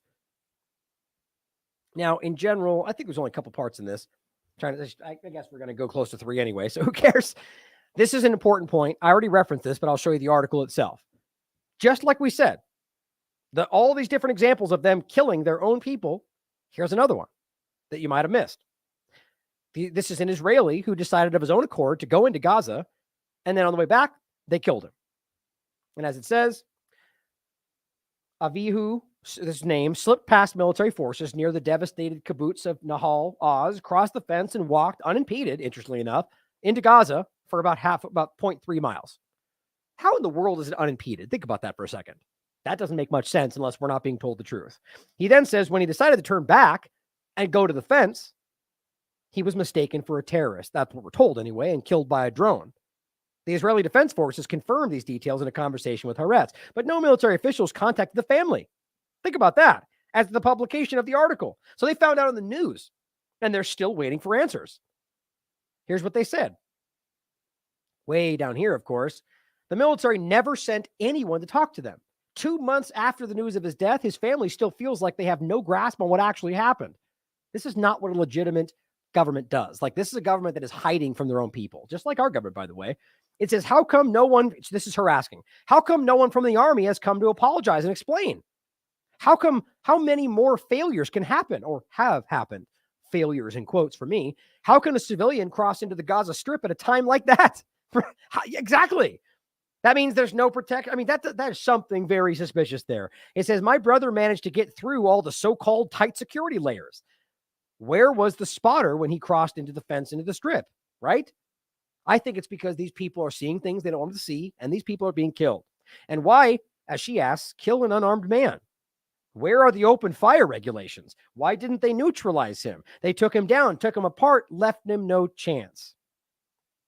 You just can't, you have to take a step back and realize how clearly they're targeting their own people. It's been admitted to by the colonel, speaking on the record from the IDF, Mass Hannibal. They have decided these people are liabilities. I think it's undeniable at this point. Oh, this was just in case it went away.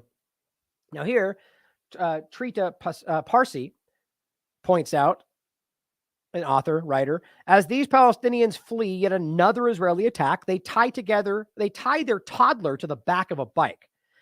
Images like this usually beget calls for humanitarian military intervention by the West.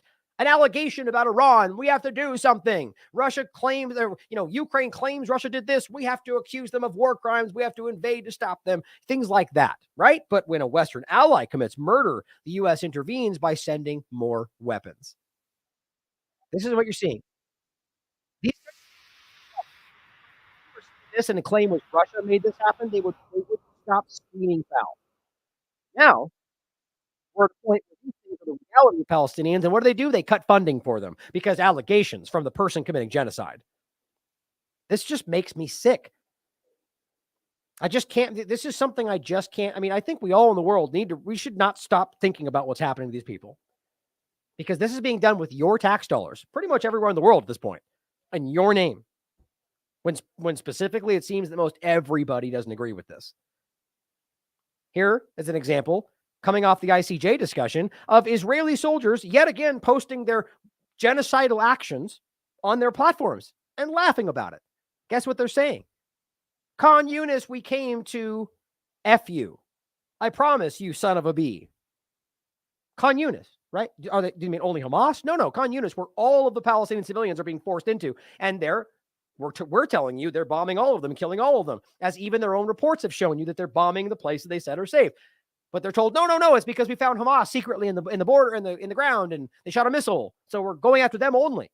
So then why are these people saying we're going to kill you all and laughing about it? Because they know what's going on, and these ones are the crazy ones. The point is, didn't they just get told that the ICJ ordered the Israeli government that they have to do something about stuff like this? You know they're not going to. They already told you they're not going to do anything about it. But just so we're clear, here's another open example of them discussing the genocidal point that they told you they were supposed to do something about, and they won't. They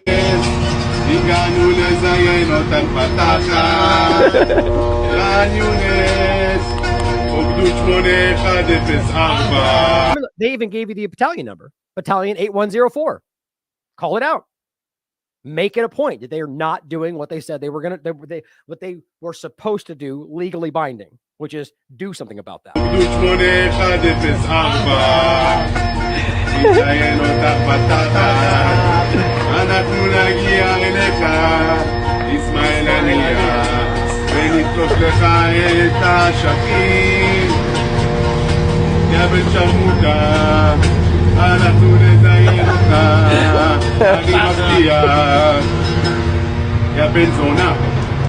So the main point, to be clear, is that's directed at all of Khan Yunis.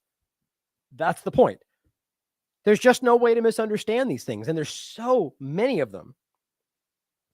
And just another example, by the way, which is in the West Bank, where the illegal Israeli settlers have been armed and given official capacity, even though they've always been essentially doing that same thing, and have been on a tear, as even the corporate media has been calling out. Raping, stealing, occupying, destroying homes, burning fields, uprooting olive trees. It's everywhere. And now we add another one to it by Israeli media. Israeli settlers have found a new way to abuse Palestinian shepherds. Think about how open and obvious this is, even written by the headline by Haaretz, and we act like we're debating this stuff. What is the new abuse? They bankrupt them. You know how? This week, police, so in official capacity, the Israeli police, because the Israeli settlers said so, they impounded 700 sheep, claiming that they had just passed into a forbidden zone. That's how they play this game. To them, it's all whatever they say it is, whenever they say it is. Guess what, though? To get them back, they have to pay 150,000 shekels, something they won't be able to do. It's just egregious. It's right on the surface. They're destroying Palestinians, and they're laughing about it. Here's the CNN investigation that I showed you a minute ago, but I think it's worth seeing that even CNN is feeling forced. I don't believe they want to or care about it, but feeling forced to point these things out because it's just this obvious, and they might gain back some following by pointing these things out. Hold on, it was this one. These are the last moments of Hala Grace's life. You can see her here, leading a group of 30-odd people. They wave white flags, a plea for safe passage out of their neighborhood, now surrounded by Israeli forces. She holds the hand of her 5-year-old grandson Tayyim tightly, and then suddenly... My God. Little Tayyim quickly runs away as her son Mohammed rushes towards her. Holding a child's hand, the woman gets shot. This is just the psychopathic whims of whoever's holding that gun, and nobody cares. We've shown you this one already. This one's not that new. If you slow the video down, you can see Hala start to turn just before she is shot, as if she had caught sight of something. From the angle of her fall and the movement of the fleeing group, it is clear that the bullet came from the west or the south. CNN has geolocated the intersection. Mohammed told us when he reached his mother, he looked up and saw 2 Israeli tanks ahead of him to the south. And just 200 meters to the west, we know Israeli troops were stationed at the new Gaza prep school for boys, as captured here in satellite images and a photograph published on November 12th, the day Hala was killed. Look at all of them in their blindfolds. It's just so gross. Again, the overlap with what the U.S. government would say with any image like this coming out of China versus this, because they just have an excuse here. Well, we don't know. They may be terrorists. It doesn't change the fact that it's just this broad excuse on one side and broad condemnation on the other. Makes me sick. And the idea that they're reestablishing settlements in legal settlements in Gaza is already taking place. The media is happily ignoring that, including CNN. It's really hard for me to look at the pictures, but I try to remember the beautiful gatherings that we used to share together. Hala's 18-year-old daughter, Sarah, was further back in the group. Now safely in Istanbul, she tells us the family had agonized over whether to leave their home, but after 2 nights of the most intense bombardment yet, decided to move. بتذكر إنه أمي يومها صحيت يعني بعد ما قعدنا وتناقشنا وكل شيء. I remember that my mom, after we all sat down and discussed, she got up and went to the kitchen to make breakfast for everyone in the house. When she was making breakfast, she also went to pray a duha prayer. As someone in the chat writes, which I agree, if this is what is on CNN, imagine what we're not seeing. Exactly. Like this is them giving you 5% because they have to. That's what I would argue. Because this stuff is egregiously obvious. And my everything. She wants Hala to be remembered as she was in life, a devoted grandmother who still made Sarah sandwiches to take to university for lunch, a retired Arabic literature teacher beloved by her students and family. The month before October 7th had been the happiest of times for the family. For me, it's more important to show you the facts than the emotional side of it all, right? I mean, it's sad that they had families, and I mean, I just, I think it's we don't need, these are human beings with lives. The overzealous effort to humanize them just kind of shows you how easy it is to dehumanize the people that they're attacking, right? Unarmed civilians have emerged as more videos have emerged of unarmed civilians displaying white flags apparently shot dead. We showed you the one on the left just the other day. The Geneva-based... Which, by the way, take note of the fact that that's the last American Vagabond or other independent media, like a month or more ahead of their breaking investigation, even though it was already investigated, already proven, right? You don't need to be convinced of that. The point is that they were almost always that far ahead of the corporate media. ProMed Human Rights Monitor tells CNN they are investigating 9 such incidents. We analyzed 4. The most widely reported is the shooting of the 3 Israeli hostages, who the IDF admitted killing under the mistaken impression that their surrender was a trap. The most recent incident just this week in Mawasi in southern Gaza. 51-year-old Ramzi Abu Sahlul says he is trying to get back to the house where his brother is being held by Israeli forces to plead for his release. The camera zooms in on 2 Israeli tanks beyond a berm. A drone can be heard overhead. Ramzi and 4 other family members move tentatively forward, hands in the air, white flag held high. Then suddenly a burst of gunfire. Ramzi falls to the ground. Jesus. It's just so obvious. If you slow down the video, you can see the impact of the first. And you remember this. This was done, I think, was it Channel 12? I forget. But they then later put it to the State Department and said, "It's we saw that. We were there. That was their video they captured." It's weird they're not giving them any credit for that. That was their video. Fun. Of course, CNN doesn't give them credit. It's funny. But, and they drag him back and the mom runs out. It's terribly sad. Another video obtained by CNN was recorded by journalist Rami Abu Jamous on November 10th. He says the IDF ordered his family to evacuate their home and to carry white flags. So this is what's so crazy is the point is they're being told to do this and then they shoot them anyway. As they walk, gunshots can be heard. On the other side of the street, a man You've seen this one too. Wailing over the body of his dead son.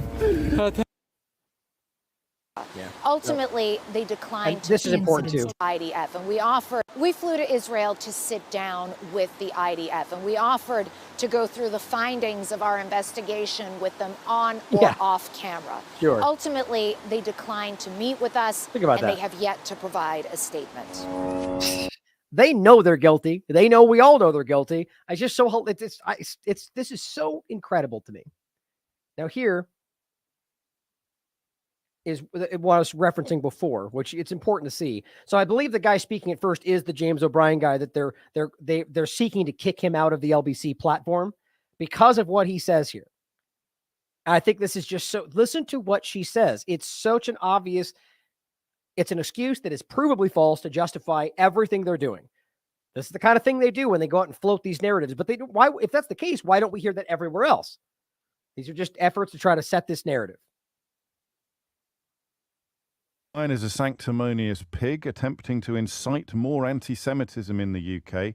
He will have blood on his hands for this. He is without doubt a closeted anti-Semite and should be kicked out of LBC as a very dangerous influencer. That's from Jill in Brighton. So Jill is responding to the question I ask off the back of this clip. And the question is, does it sound to you as if the Israeli ambassador is justifying the destruction of every home, school, and hospital in the Gaza Strip? What's crazy about it is, how is that anti-Semitic?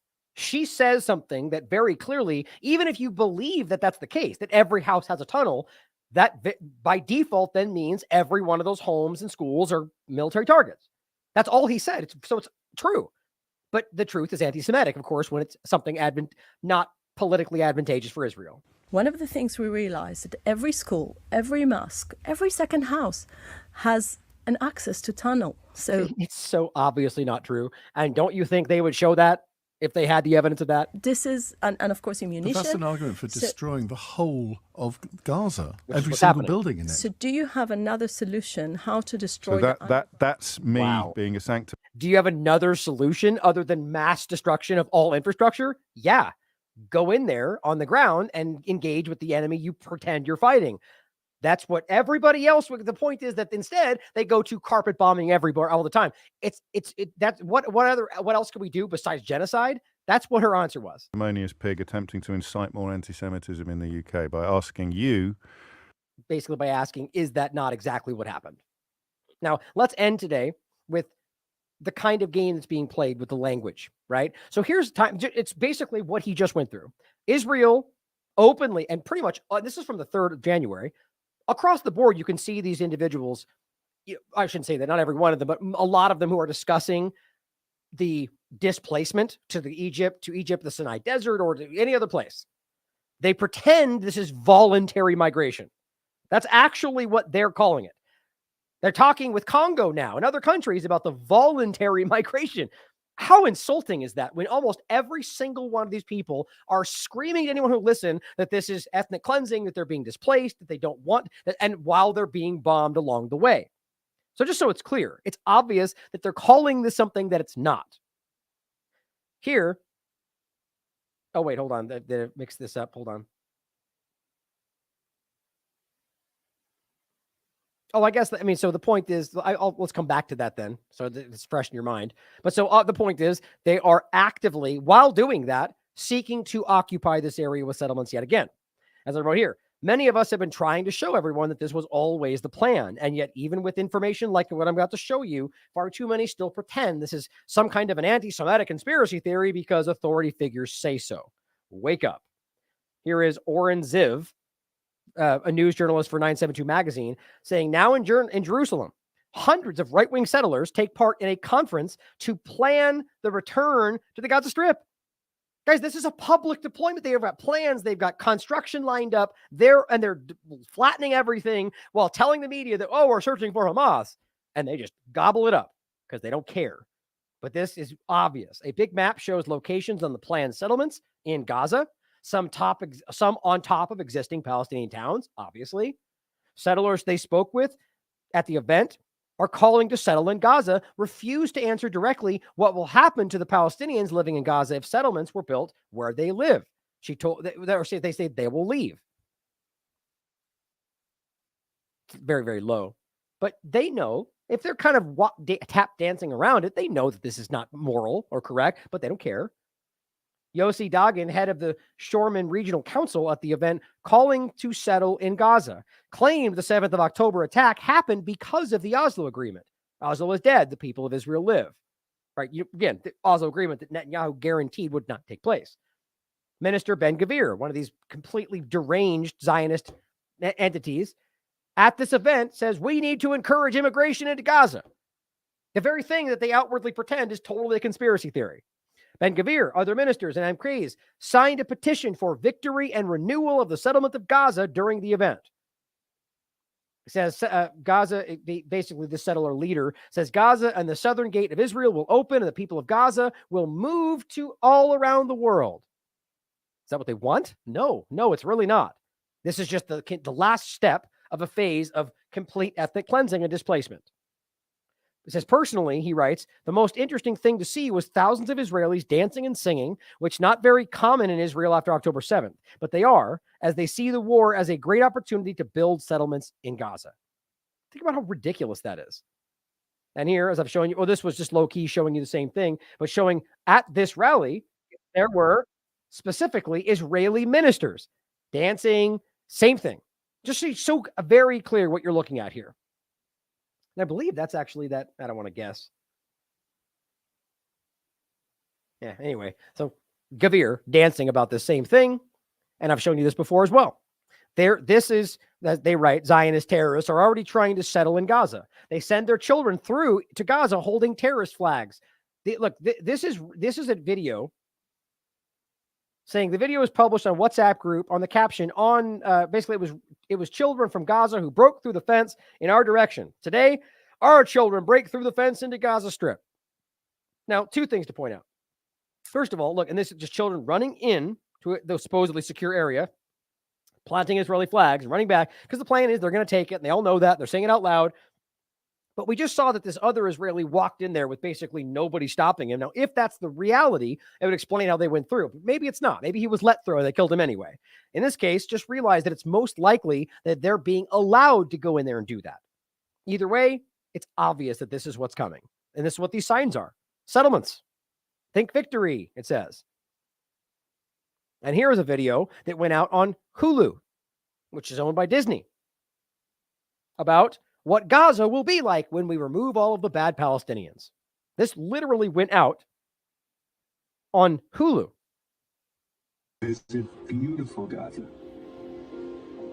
Visit stunning beaches and charming boardwalks. You can stay in one of our 5-star hotels and get a taste of the best in Middle Eastern food.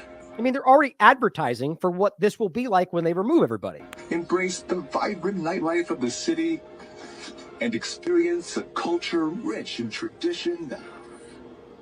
This is what Gaza could have been like without Hamas. See? So it starts off like some advertisement about how wonderful it would have been if these bad people weren't here. Now, they make it about Hamas, but obviously the whole point is this is all of Palestine, and they're talking about an area which is inside of a controlled open-air prison discussion. Now, just in the interest of time, you get the point of that. I want to wrap this, but it's constant, and it's in your face, and when we say that they're trying to resettle illegal settlements in Gaza, you get called a conspiracy theorist. But everywhere else, it's a public conversation. And again, the point is they're talking about voluntary migration. That's what they're pretending this is. And that brings to the last point of the show today.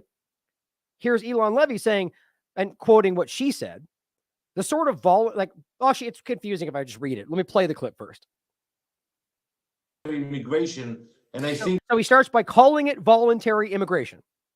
The Palestinians and the mass displacement. This is how she responds to that. Immigration, and I think anyone in the world who voluntarily wants to move to another country should be eligible to do that.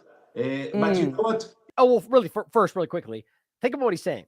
You're talking about Palestinians that are in this open-air controlled area prison that they're not allowed to leave from. That's an easily proven fact that I've gone over so many times. And yet acting like, no, they should be able to. Well, yeah, you're right. They should have been. Now you're suddenly pretending like they always could have been, and they're all choosing to do this. Like, it's just so, it's on the surface false, and everybody knows that. They don't care, though. They're just continuing to push the narrative. Lie and lie and lie again until people take that as the reality, right? What's the saying? The saying is a lie repeated often enough becomes the truth, right? Another country, the world who voluntarily wants to move to another country should be eligible to do that. But you know what? It's not the first time that we hear those allegations. I think the sort of voluntary relocation of many Jewish people during the Holocaust, I imagine. It is not. So her point is obviously not that she thinks that, but she's trying to make the point that how dare you suggest this is voluntary when basically saying, like Jews were voluntarily put in camps during the Holocaust. Like, it's in her point is that was insulting for you to say that. And he goes, which is always how this works, off. How dare you? That's insulting. I'm insulted. You better apologize. Just nonstop, even though what he said is the exact equivalent. But that's the insulting thing in general, because their lives don't matter as much. How dare you pretend Palestinian lives matter as much as ours? Watch how he responds. Of many Jewish people during the Holocaust, I imagine. It is How not can you voluntary even relocation. compare that? Shame on you for that comparison. Let us please, That's a shameful anti-Semitic equation. Let us please go to this objective. I will not allow you to speak about the Holocaust. You said earlier. This is pure anti-Semitism, what you just said. Jesus. Mr. Danon. The Holocaust to what's happening today in Gaza. Mr. Danon, you... First of all, she didn't compare the Holocaust, but that's a valid consider. If we're talking about genocides, then that's very clearly what's happening today. She simply tried to show you that what you said was insulting, and you're too dense to recognize it or too caught up in the agenda to care. You talked about eradicating Hamas. Shame on you talked for about this behavior. Shame on you for this equation. You should apologize for what you just said on record about the Holocaust. How can you even compare that? Voluntary. See, it's not what she did. But of course, he probably knows that. Doesn't matter. He took advantage of the thing that you're supposed to take advantage of. And of course, because they clearly applied the pressure that they clearly have on a lot of these platforms, Sky News has apologized for an obvious example, to say you are acting like it's voluntary when we know that it's not. And her point was as voluntary as this was, meaning that neither were voluntary. In no way does that insult anybody other than him for making a stupid comment. But of course, they apologize because that's how this works. In an interview earlier today with Israeli politician Danny Danon, a Sky News presenter made a comparison between Mr. Danon's comments on Israel's war with Hamas and the treatment of Jewish people in the Holocaust. Not really. But that's what you're supposed to say, because that's what they claimed happened. Sky News recognised the complete inappropriateness of this comparison and the offensive nature of those comments. Sky News would like to apologise unreservedly for the comparison and to Mr. Danon personally for making the comparison. How meek and cowardly. It's disgusting. You're a coward. And of course, she's probably going to be penalized for it, for maybe lose her job, even though, and this is how it works, one of the people that are willing to push back. Now, here's another example. This is the guy who was in that interview. He says, earlier today, I submitted a formal letter to Sky News Group requesting the immediate termination. See my point? During our interview, she made a shocking comparison between the present situation in Gaza and the Holocaust. Again, that's not actually what happened. She was comparing your stupid statement to how ridiculous it would be to say the same thing about other people who were not willfully being migrated. In 2024, he says, there should be no tolerance for news anchors who propagate anti-Semitism. It's just absurd. And if you want to talk about anti-Semitism, what you're doing to Palestinians is by definition anti-Semitic, but who cares about that? Inappropriate parallels between Democratic State of Israel and the Nazis. Right, you mean the Nazi elements that Lehigh Party tried to line up next to? Go ahead, Real News, yell about it. The point is it's an obvious, provable fact of history, but that doesn't matter though, right? Because it's all about the dynamic. And just like Gideon Levy said, right? You're the perpetual victim, so it doesn't matter. And here's, of course, as I showed you the other day, here's how he ends it. This is Elon Levy. For years, we wondered if the Holocaust happened, if it happened today, where would people stand? Then October 7th happened, and they showed us. It's not even supporters of them can take this seriously. Obviously, October 7th was a horrible thing in the sense of the people that were hurt. Again, the act of rebellion, of armed rebellion, was legally protected by international law per the Fourth Geneva Convention to the right for an occupied entity to armed rebellion. That's a fact, regardless of what you think Hamas is. And the crimes that were committed around it are crimes, and they should be held accountable for it. But that was a one-day thing. It happened, and we could call out the actions. Should that have stopped there, yeah, that would be consuming the conversation. But then you went on to commit one of the most obvious examples of genocide in living memory. And you want to point back to the one day that start. I mean, it's just absurd. And yeah, the point is you're proving that it's the statement that people keep making as the people in the Holocaust descendants were saying. It means not again for everyone. To Elon Levy, it means not again only for us. Then October 7th happened. They are committing the Holocaust of today. It's obvious. and the World Court made that case. Everyone around the world, human rights groups and UN and Oxfam and everyone else says the same, except the people politically aligned with their government that disagree. So we're taking the word of politicians now over pretty much every expert? Yes. And the point was, the day he said this, Cuds News points out, the Ministry of Health is saying that Israel's committed 18 different massacres in the past 24 hours, killing 174 people, wounding 310 in one day. But let's keep pointing back to what you said happened on October 7th, even though we've proven you've lied about a whole, if most of what happened there, and provably shot your own people. How? We don't know the full number. So as you keep pointing at that day, a lot of the people that died that you are using to argue that was a Holocaust were killed by your own people. They've admitted that. Hostages have admitted that. Apache helicopter pilots have admitted that. Tank drivers have admitted that. The head of the security team at Kibbutz Be'eri admitted that. IDF members have admitted that. People who came back from hostages in Gaza have secondarily admitted that you're trying to kill them over there. But keep telling us about what you're dealing with, Elon. Everybody sees through you. Hopefully we can actually stop them from committing genocide on a continual basis. But thank you for tuning in today, guys. I think this stuff is monumentally important. I think what's happening in Texas now begins to show you that this is much bigger, in the sense that when they're telling you that Hamas will be on your shores, that maybe it's more of a threat than we realize. That now we're seeing an entity that is aligned with Mossad coming through the Texas border, as we're watching the slowly changing dynamic of what Biden's saying about Israel. Who knows if that's pressure? Who knows if that's something bigger? At the same time, we're watching them lose complete control of the narrative as they continue to commit genocide, and Biden's administration removes the funding for the one group that's actually helping people on the ground. It's just a hard time right now to see this, to be, I mean, it's a hard thing to come to terms with what your government actually is, especially if you've been lost in the narratives and the arguments and the agendas for so long.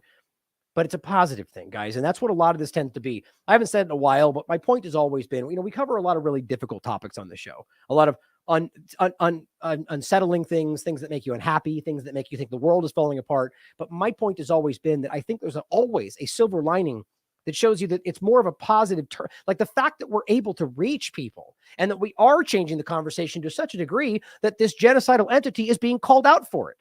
That's a win if I've ever seen one. But we're in dark times. There's a lot of bad things happening. And I think I'm watching the positive edge to this, and we need to keep fighting for that. So as we are increasing the reach of this discussion, as we're changing things, as we're stopping people from taking deadly injections, recognize the positive in all of this, that people are seeing through it. That doesn't mean that the evil people will stop doing evil things, but we can try. But still find the like in this community, in the love and the compassion and the inquisitive minds that we see in this community and many other independent media communities, see the win there and the positive that we see. There's a lot of good people fighting for good things in this world, and we have to focus on that. So don't lose sight of that with all the darkness that the two-party paradigm for Americans is casting over you. They want you to be scared. They want you to feel that things are falling apart. And in some cases, there's reason to be scared. In some cases, things are falling apart. But I argue, every day we are chipping away, and every day we make a difference, and every day people's lives are saved because of what you're doing. So don't stop. Continue to push. Stay the course. I love you all. As always, question everything. Come to your own conclusions. Stay vigilant.